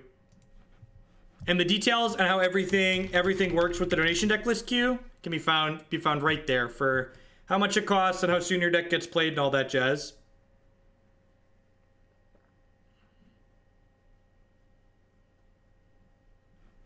This hand is a little bit medium against Blood Moon, but we can like float white and then purge a Blood Moon in response, so that's nice.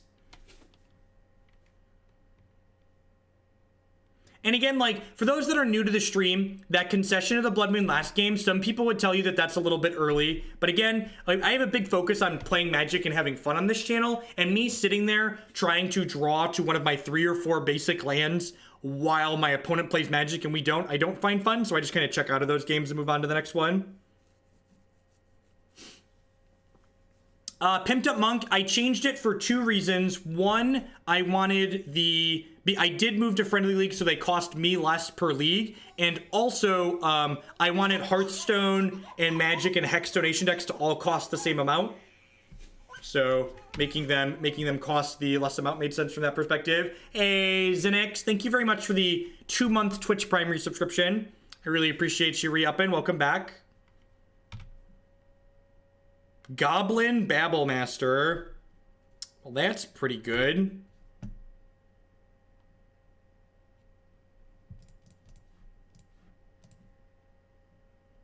Yeah, friendly leagues are 8 tickets.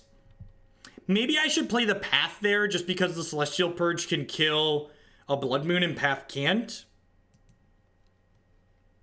It's very possible. Maybe, Tom, I actually bought a couple of the Hearthstone adventures. I've been playing them on my tablet. Yeah, you have to share. You have to share the message. It lets you attach a fun message in there with it when you resub.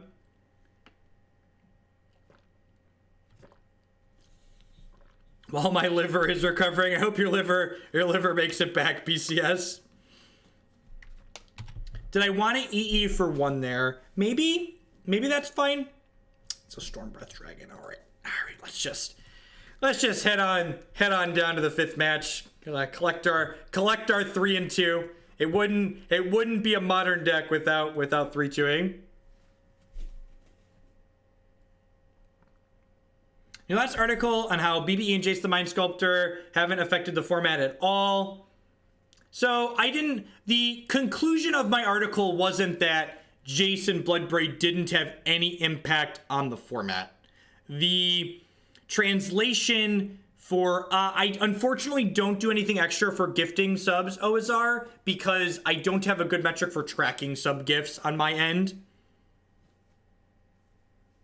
So unfortunately, gifting a sub to someone just allows them to send in donation deck lists.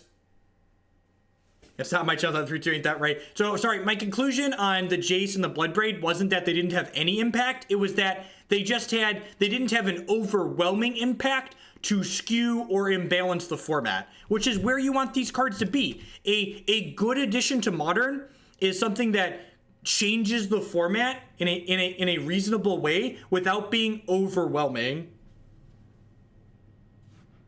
Green Devotion's okay. Green Devotion is like one of those decks that like, this is a Modern deck and you can 3-2 with it. I feel like Green Devotion, we've played it once or twice in the past, and it's always kind of fallen into the camp of Green Devotion's linear game plan isn't quite good enough to keep up with the faster linear decks, and its interactive game plan doesn't really exist.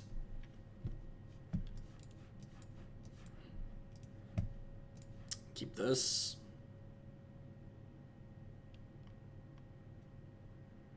This hand's a little bit medium. The fact that we have Terminus in the opener kind of sucks, but like, we have Path and Gideon, and like, with Path and Gideon, 6-mana Terminus like might be enough to actually be relevant against an aggressive deck.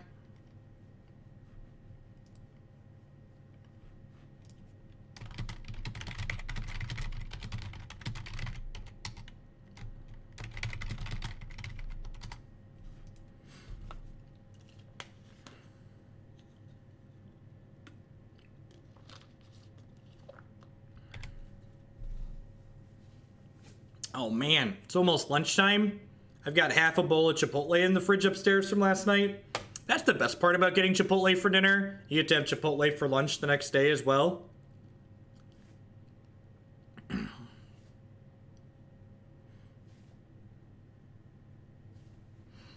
Second land's actually, or fourth land's actually fantastic. Gets us our second green source for this Courser of Kruphix.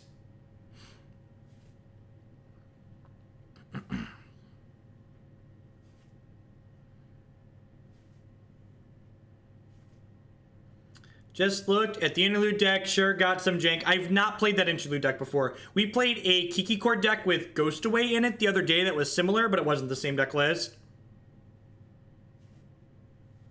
Look, there are a few things you're not allowed to crap on in my channel without getting a timeout, and Chipotle and Portillo's are definitely on the list. Get out of here. Don't you speak ill of Chipotle. Take a break and think about what you said. Do you think Counterspell would be playable in Modern? I think it would be playable. I don't think it would be format warping. I don't think Counterspell fixes the problems that blue-based control decks have in Modern, so I don't see why it's a necessary addition.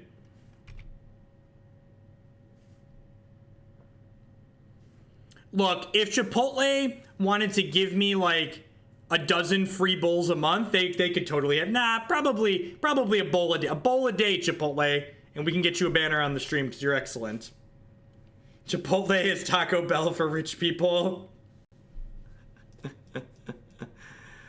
Oh god, no! Oh god, friendly fire, wannabe beetle. Oh no! Oh no! Oh no!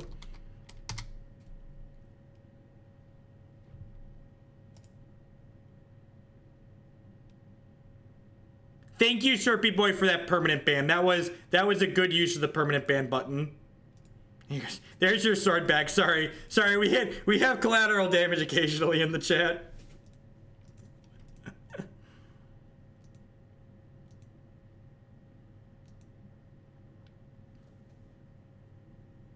As soon as I go somewhere that exists, I do love me some Taco Bell. Yeah, Mike got a permanent ban. They were warned. People like that aren't welcome on my channel. Can wank right off.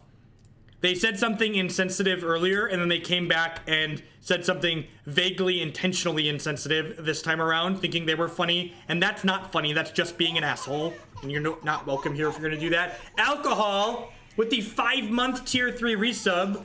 Wow, you don't even get Memorial Day off. Man, do you even get benefits? The PTO for streaming is not fantastic, but the job is a lot of fun, so I can't really complain.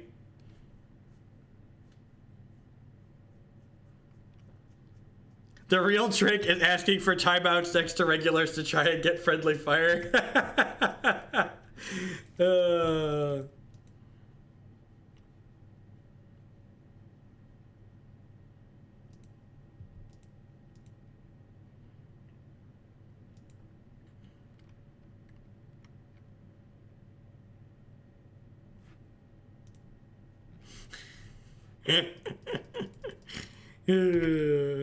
Gotta get out of the pool when the swords come swooping. It was a slaughter. I want to get the Courser in now underneath the Cryptic Command tier, ideally. Also, if my opponent has a path to exile, they're kind of incentivized to just let this resolve. I feel like Friendly Fire should be on the bingo card. Yeah, I think Courser is more valuable than Gideon in this matchup. Gideon doesn't really generate card advantage, whereas Courser can potentially generate card advantage. Hey, Gunthor with the brand new Twitch Prime support. Thank you for that. And there's a lot of great people making a lot of great content on Twitch right now, so thanks for supporting mine this month with that. I think I'm going to go bottom here. It's either top or bottom. My Chipotle order is white rice, fajita veggies, pico, corn salsa, extra corn salsa, cheese, extra cheese, guacamole, more extra cheese on top of the guacamole because cheese is glorious. Should be saving up for lilies and charms, but oh well. Will you put this towards black-green mid-range, please? Anonomic, thank you very much for the 1,500 bits. Thank you very much. I will happily get that applied. 10 out of 10. Thank you for the support. I think I want to go bottom here.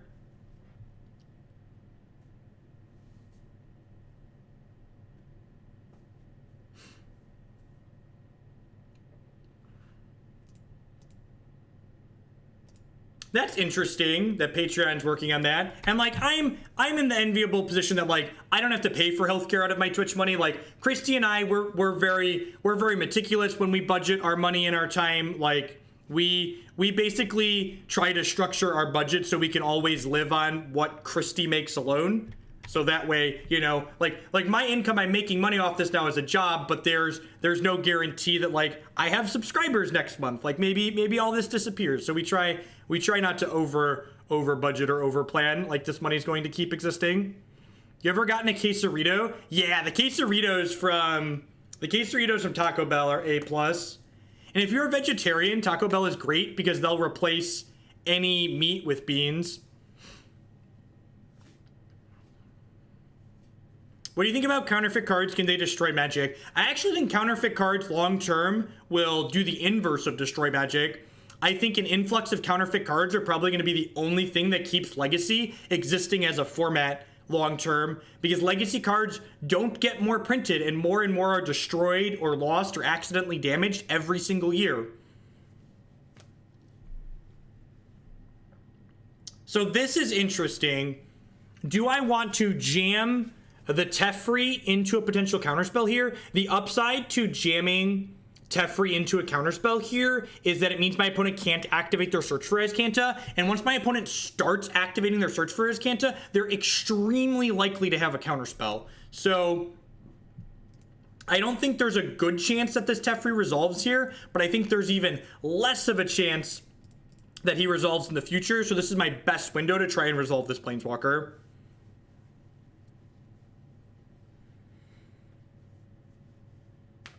No, I'm talking about the secret menu at Chipotle. They make a quesadilla on one tortilla and open it up to make you a burrito. Well, that sounds amazing. I've never heard of that before.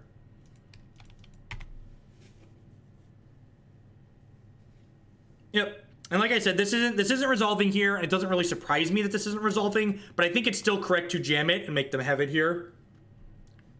Because again, now they're not getting to activate Azcanta this turn, which puts them a little bit behind that way.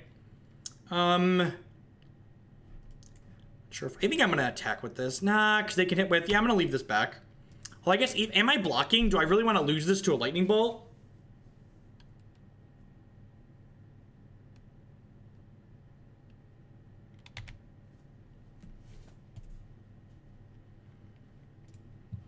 All right. Path to Exile kind of sucks, but I guess we have to draw it.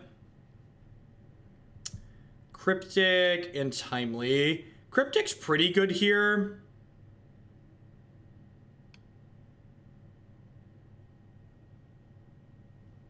I think formats that aren't officially supported by Wizards of the Coast, and especially not supported by Magic Online, functionally don't exist. That's why Frontier and Tiny Leaders never took off. They never had any official support. Yeah, I'm just going bottom here. They can field of me to shuffle my deck anyway, so I might as well like go bottom and like try and hit a land off the top of my deck.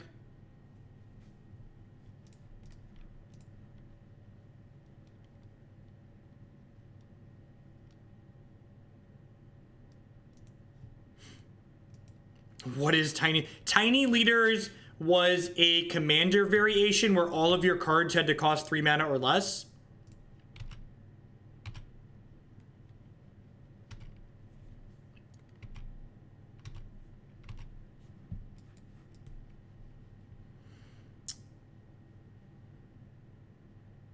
All right, while my opponent does their thing here, I'm going to run and grab my Chipotle from upstairs. I'll be right back.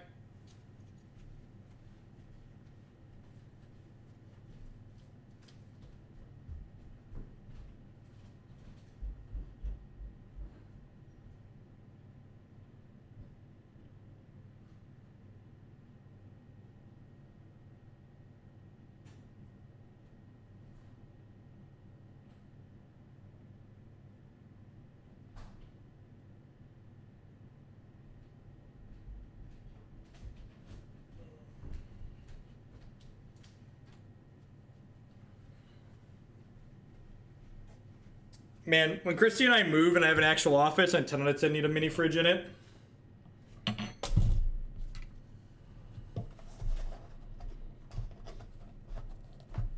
I'm gonna mute myself momentarily here while we get outcarded by my opponent's search for Azcanta, so I can eat some Chipotle. It's just like beans and vegetables and cheese and stuff, and this doesn't look particularly great because it's half eaten and it was in my fridge all night.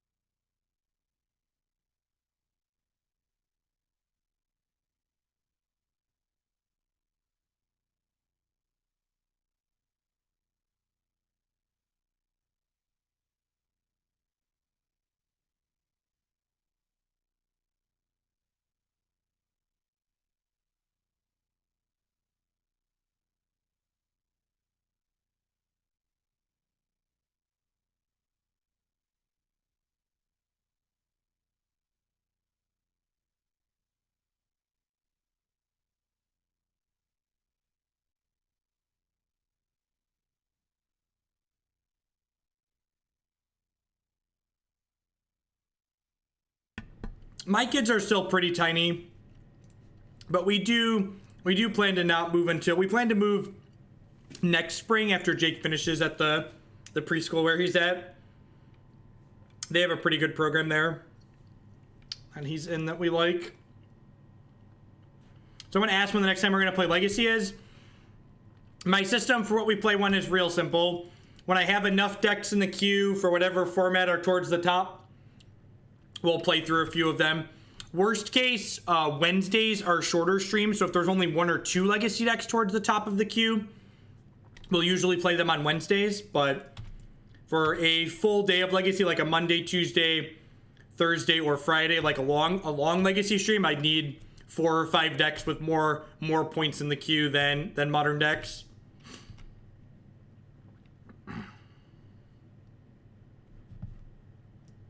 Yeah, maybe the field on their search was bad just because they have another search. It's very possible.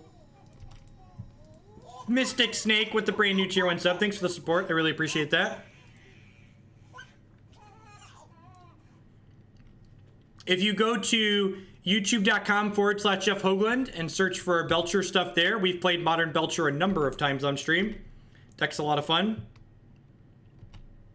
I'm actually just going to concede here. Like, we just don't have the tools. We've drawn too many of our cards that get boarded out in this matchup to have a real chance here. So let's just get to the sideboard games where we get some better tools.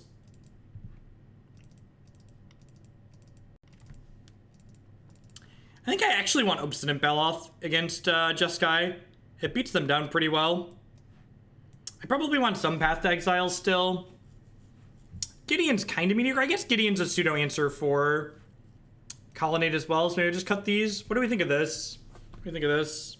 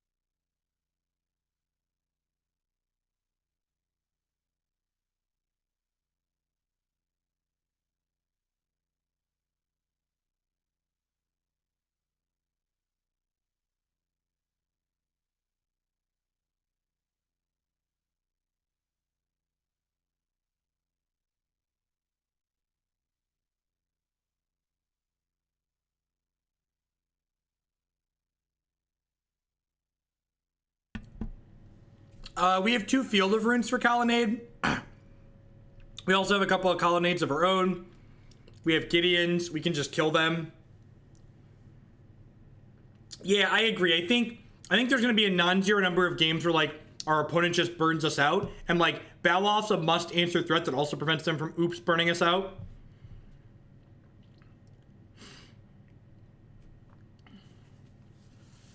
I think 4-color control in general in Legacy tends to have a pretty good Delver matchup, which is one of the reasons why that archetype has become popular.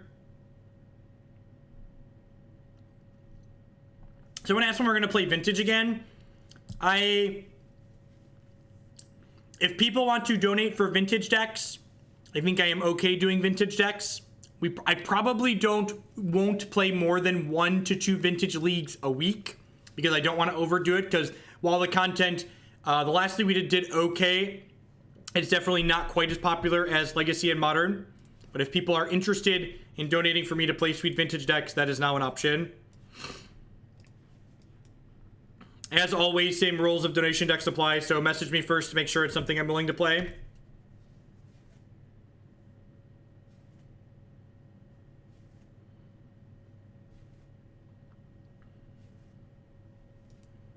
Yeah, the last Vintage League that we played was a lot of fun.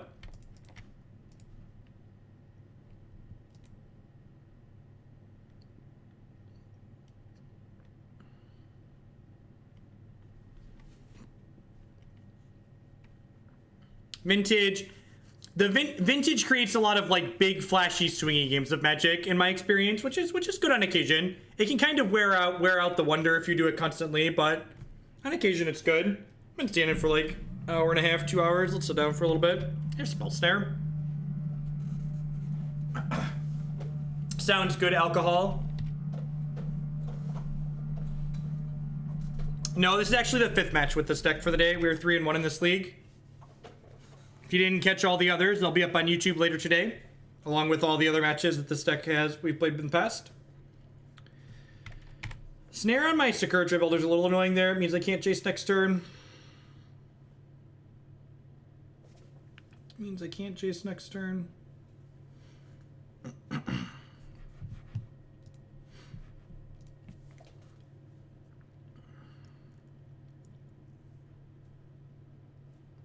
How is that you're standing the same as sitting height? Is your chair jacked up, or did you adjust your cam, or I missed it?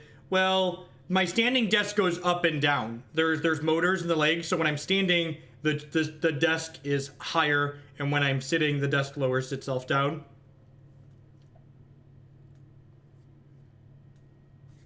And the camera is on top of my monitor, which goes up and down. Yeah, the standing desk is great. It's fantastic. 10 out of 10. If you are someone who uses the computer for, you know, 6+ hours a day. Oh, someone just posted it already. Yep. Velik's on the ball. I'm gonna mute again and try and finish my bowl here.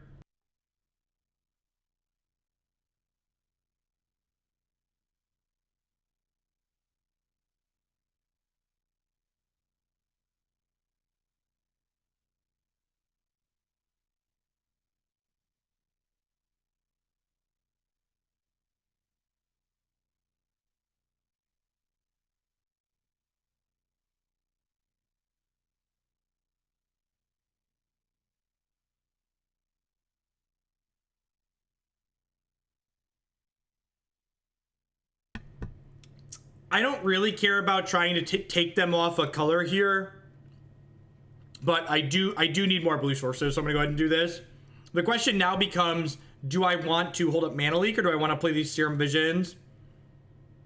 I think because I have the Detention Sphere, I can actually just go ahead and play these Serum Visions, because I can like give their Jace the D after if they slam it next turn.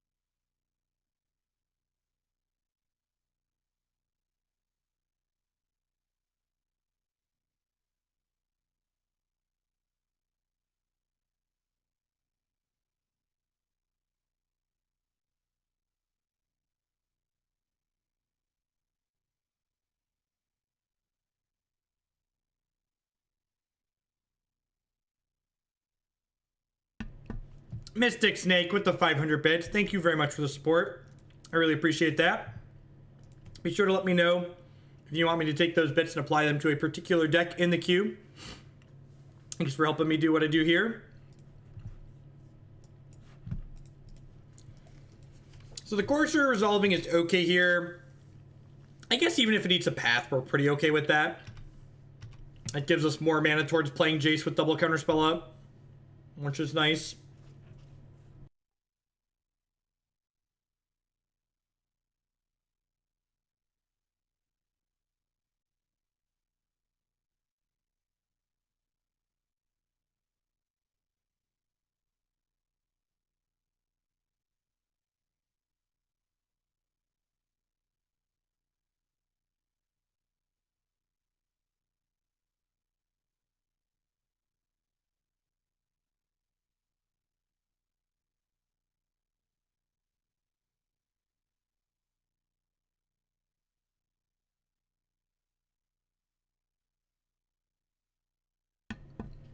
All right.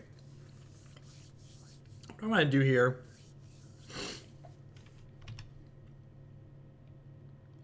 And you put it towards prison gifts. Yep. 10 out of 10 will do. Make a note of that.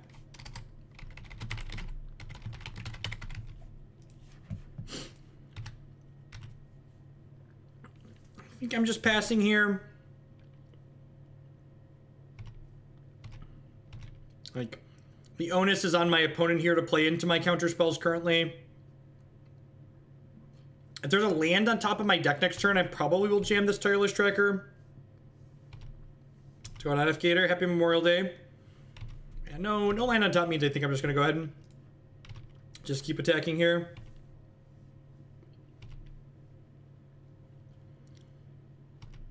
wonder if they boarded down on Path to Exiles. Yeah, claim is because we know they have Search for Azcanta, and they likely have like a Detention Sphere or a Rune Tailor or something like that post board. It's just like slightly higher impact than some other cards like Path to Exile that are not very good in a control mirror. The old Upstairs Bolt, sure.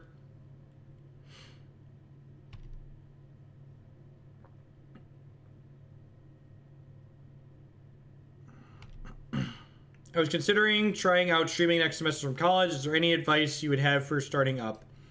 The best piece of advice I can give is just do it because you enjoy doing it. It definitely takes a lot of time and a good bit of effort to become successful while streaming. So you want to, so long as you're doing it for you, it's just like the same advice when I give when it comes to playing Magic in general, honestly. That's like, make sure you're doing it because you love it and not because you expect it to turn into a job. Stable interconnection is good. As far as like tips for garnering an audience and like building people, a consistent, even if you're not streaming a lot, having a consistent streaming schedule is very valuable. Yeah, you should. Yep. So pick 1 or 2 or however many days a week and however many hours you can stream and just like do those same days consistently. You want to make it easy for other people that are watching to build you into their schedule. You want it to be convenient to watch you.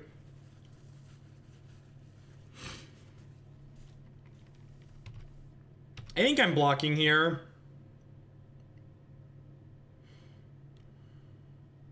I'd really like for there to be a land on top. How many lands are in our deck? There's like 23, right? 24? Come on, Moto. 25, 23. I guess there's not that many.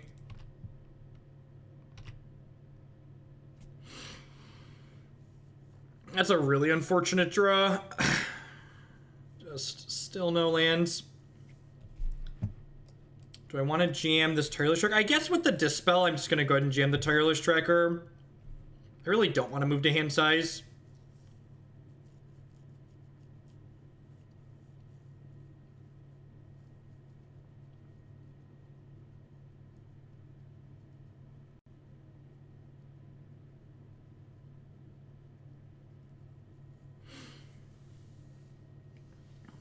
It's possible, like, my opponent's down 3 minutes on clock here, that I should have made them click through the first game win, because we could have potentially timed them out here.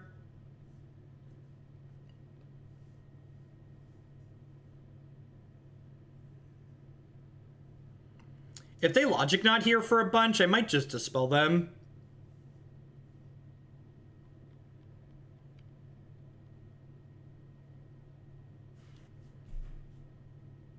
I might just Dispel them. Just like use cards out of my hand.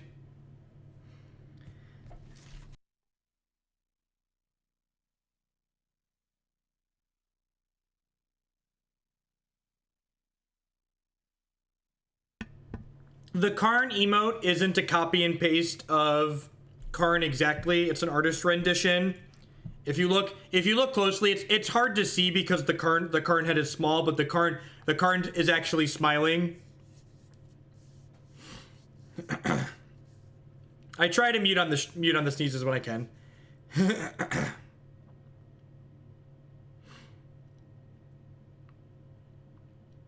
And they know about this Dispel here, so they could be setting us up knowing about this.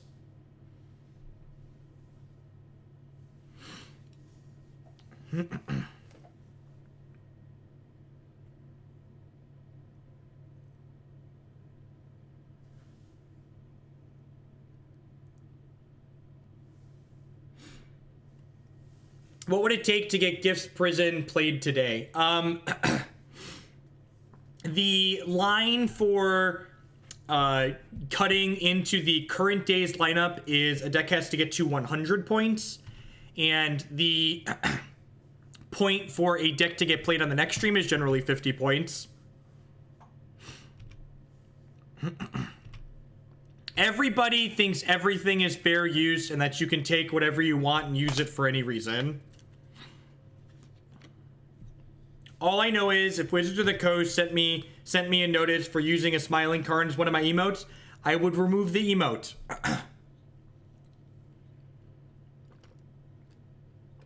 Yes, Justin.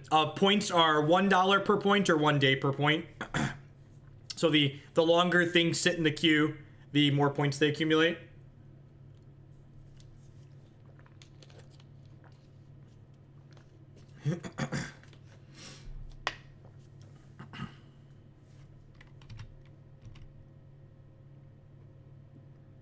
Yeah, I agree. Like, I was playing cards because I was going to have to move to hand sides anyways, so like getting 2 basically hard counters out of their hand there is fantastic for us.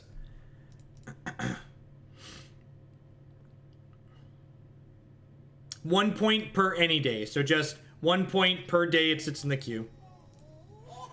Playing Super Friends in a friendly league surrounded by 1,000 friends. Wholesome stream today. Thank you very much for the 2-month resubscription, Non. I appreciate that. Welcome back.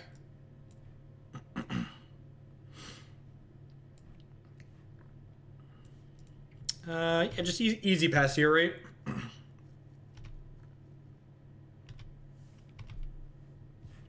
That person added 5 points for prison gifts. So that means it would be at 14 currently. Well, that's the easiest mana leak in my life if I ever saw one.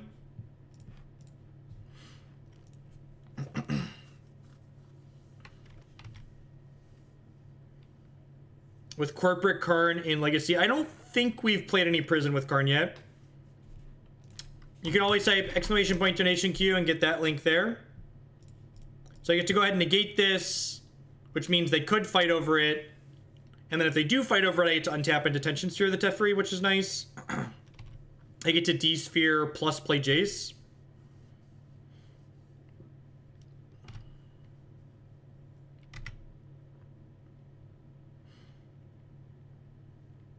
I could also D-Sphere plus Cryptic Command, depending. Like, they're going to have 3 lands here, so they could potentially fight over this Detention Sphere.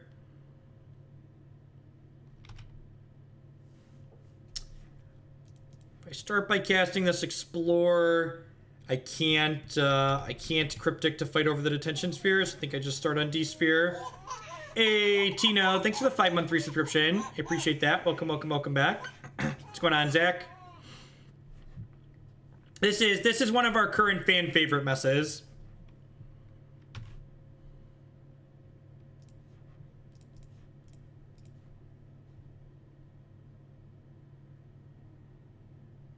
Did I say something that wasn't 5? I might have said something that wasn't 5. A Snapcaster Spell Snare here. That's kind of a tilt.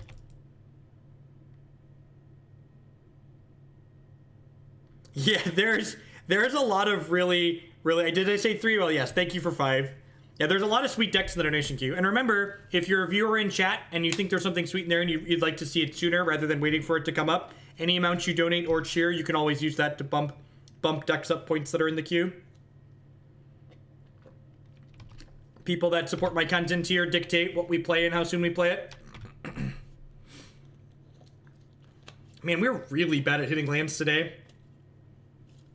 I guess I just jammed this Jace. They only have 3 cards in their hand. I should tap so I can leave Cryptic up.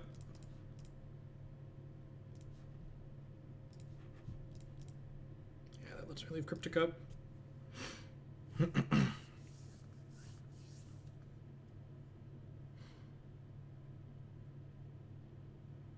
Is it possible we get a player decklist tab in the spreadsheet, or would that add tons of work? What do you mean? Is it possible to get a player? I don't know what player decklist means.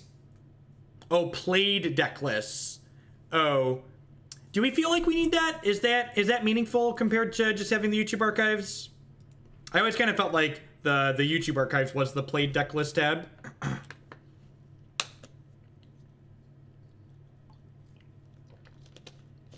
All right, we're gonna lose this fight here.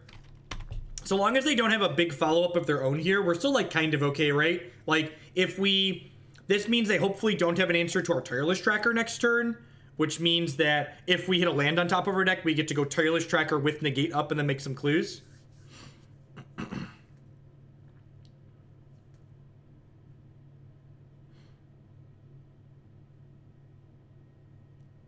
Yeah, Stream Decker kind of does that too, right? Like, Stream Decker has all my past deck lists in it. That's true too. Yeah, I don't think I really need that in the spreadsheet.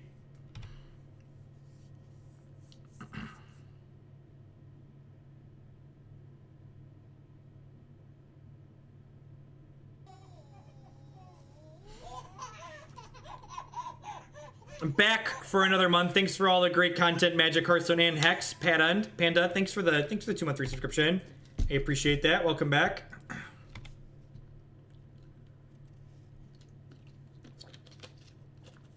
I mean, like, I'm pretty obligated to block here if they attack. God, the lack of lands is really, really rough. I think I just wait on this tireless tracker though still. F Gator with the $15 donation. Thank you, bud. Please toss Mono Red Prison back in the queue. 10 out of 10 will do. Yeah, we've run this a few times this league. Perfect. And it's a fetch land too.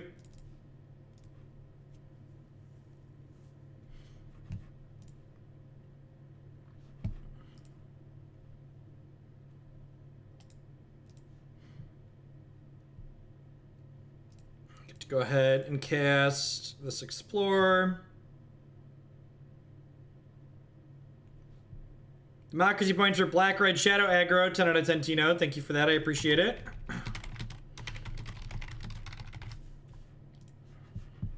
Now I can go ahead and correct this fetch land here, which will let me shuffle the top card of my deck. Remember, I played Explorer this turn, so I get another land drop still. I did see the deck list. Yep. I think I'm just letting this happen. I think I want to save my negates to fight over their threats, and like this clue is already here, so classic shuffle the deck, still have the same card on top. Just Magic Online things. I don't think I want to play the Sakura-Tribe Elder here because I think I'd rather hold up this negate for a potential threat they could slam down. I don't think I'd want to D-Sphere the Snapcasters even if I could, because like if my opponent could like Cryptic bounce the D-Sphere, that would be really bad for me.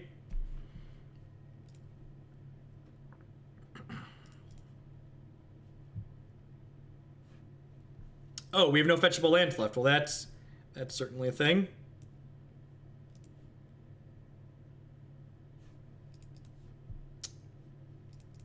Certainly a thing.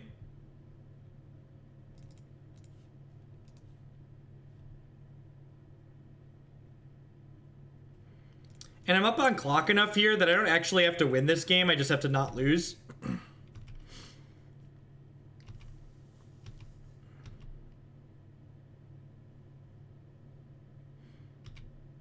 I was wondering, is the reason why you don't have YouTube comments in general? Yep.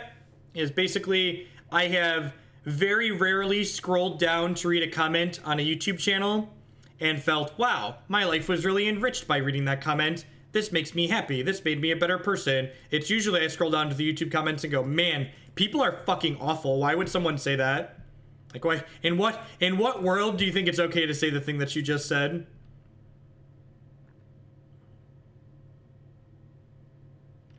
I'm actually not going to search for a land with this because I would like to play this Colonnade off the top of my deck. Look at that. Look at that super, super rewarded here. We get to flip her over and draw a Teferi now.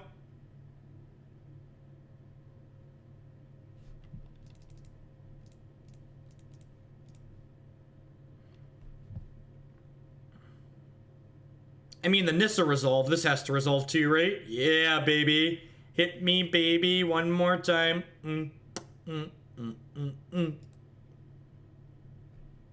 All right, they've got 6.5 minutes to win the last one. I definitely should have made them play out that first game, so we could definitely time them out.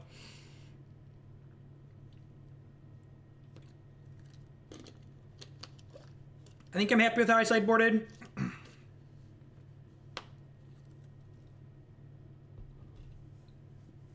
Yeah, I think Snapcasters are great in the Grixis Delver Shell. I like that. I like the Snapcasters in the Grixis Delver Shell because they allow you to kind of keep up with the more controlling decks that try to beat up on Delver, while still having your, like, nuts Delver Days draws.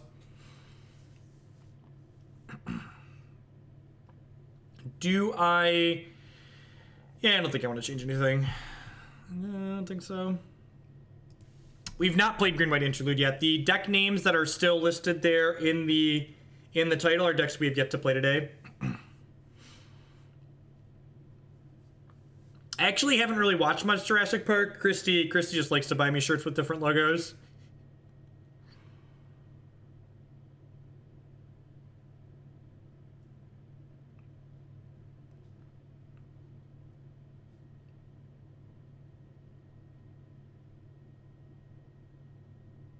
The discrepancy between those comments and how people in this chat, that's funny. Yeah, yeah. Like, people like Tolarian Community College and like Jeremy Knoll, who make Split Second, like, the fact that they get hateful comments on YouTube from people, like, those are people that are like, they try to be like genuinely nice to everyone, and they still have people that like post hateful, miserable things towards them, and it's like, man, I tell people they're idiots occasionally and call them out on bullshit. Put this towards Blue Black Mail, 10 out of 10. Thank you for the bits. So, like, the amount of nonsense I would have to deal with in YouTube comments is definitely more than them even. Having to fetch shock on my first 2 lands is kind of painful. I think I'm in the market for a mana leak here, right? I think I'm gonna bottom this Field of Ruin though. Mana leak's pretty good in this matchup. I guess this means I can go tapped land Serum Visions next turn. The last time we played Mill, it was like a pseudo control build, and it actually felt pretty reasonable.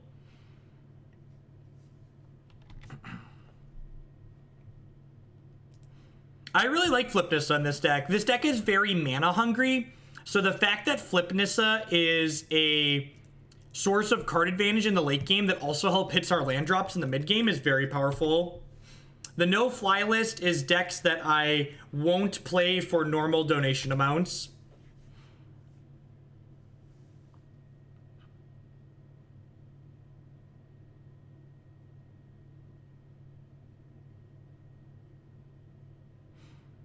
Just like Borderland Ranger is a card that this deck is interested in casting, is basically what it comes down to. Mystic Snake with the $30 donation. Been watching on YouTube for a long time, first time live. Thanks for all the great content. Thank you for the support, Mystic Snake. I really appreciate that. As always, like I mentioned, if you want to poke at the queue and let me know if there's any deck coming up in there that you'd like to see a little bit sooner for that donation, let me know. I appreciate the support.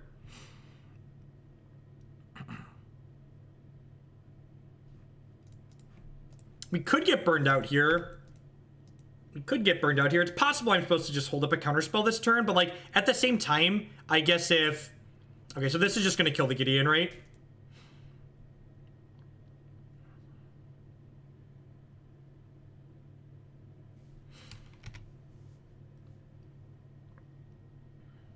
Where am I supposed to feed my false sense of superiority if I can't post hate? Right? Just like... I don't understand why people have to be so mean. And like the worst people that post YouTube comments a lot of the time, it's just like anime user XXX. It's just like this random whatever. Just like it doesn't actually show their name. It doesn't show their face. They're hiding behind some internet pseudonym. Like, all right, sweet. We have to go ahead and get another one here. Prison gifts again, please. Fantastic. Sounds great. With all those points for prison gifts, we'll probably be playing that tomorrow then. Do you get to make another clue? I don't think I want to use this Dispel to fight over this path. I think I'm pretty happy to just take an extra land here. If you open the donation queue, there are deck lists linked for most of the decks in there.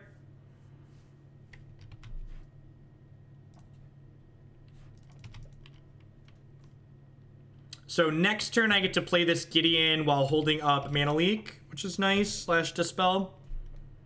To hopefully avoid dying to this. We're looking for like Coursers and Obstinate Baloths would be good draws here too. I guess maybe I just want to play this Nissa actually.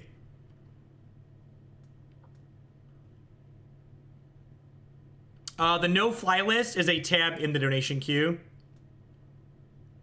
And like if they kill her here, I'm pretty happy with that too. Because again, just like amassing a mana advantage here, and like that bolt killing the Nissa instead of killing me is also pretty good for us.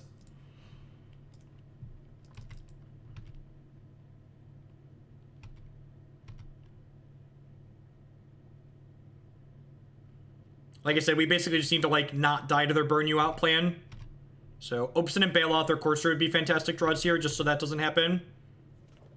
Gideon is going to come down and start plussing on the Snapcaster, but like depending on how many lightning bolts they left in their deck for this game, we're definitely in danger of getting burned out currently. All right.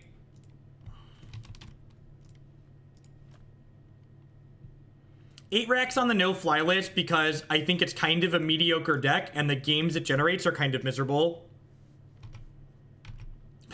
Most of the decks are on the no-fly list for the reason I just listed.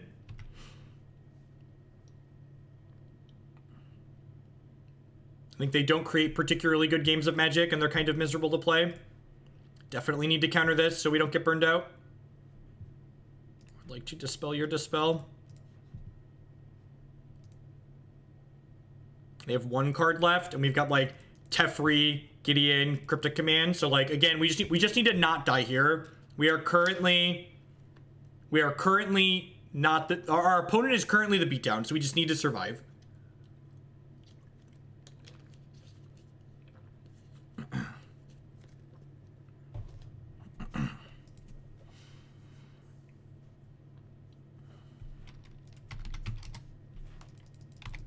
Opponent said GG's in chat. Let's see if they actually concede or not.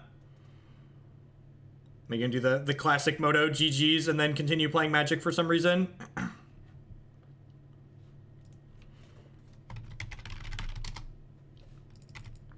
Yep.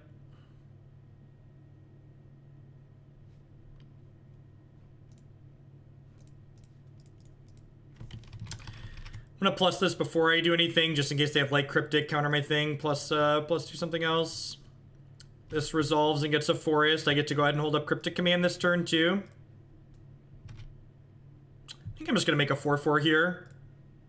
Like protects me from more Snapcaster Mages, and like if they're pointing burn at my Planeswalkers, they're not pointing burn at my face.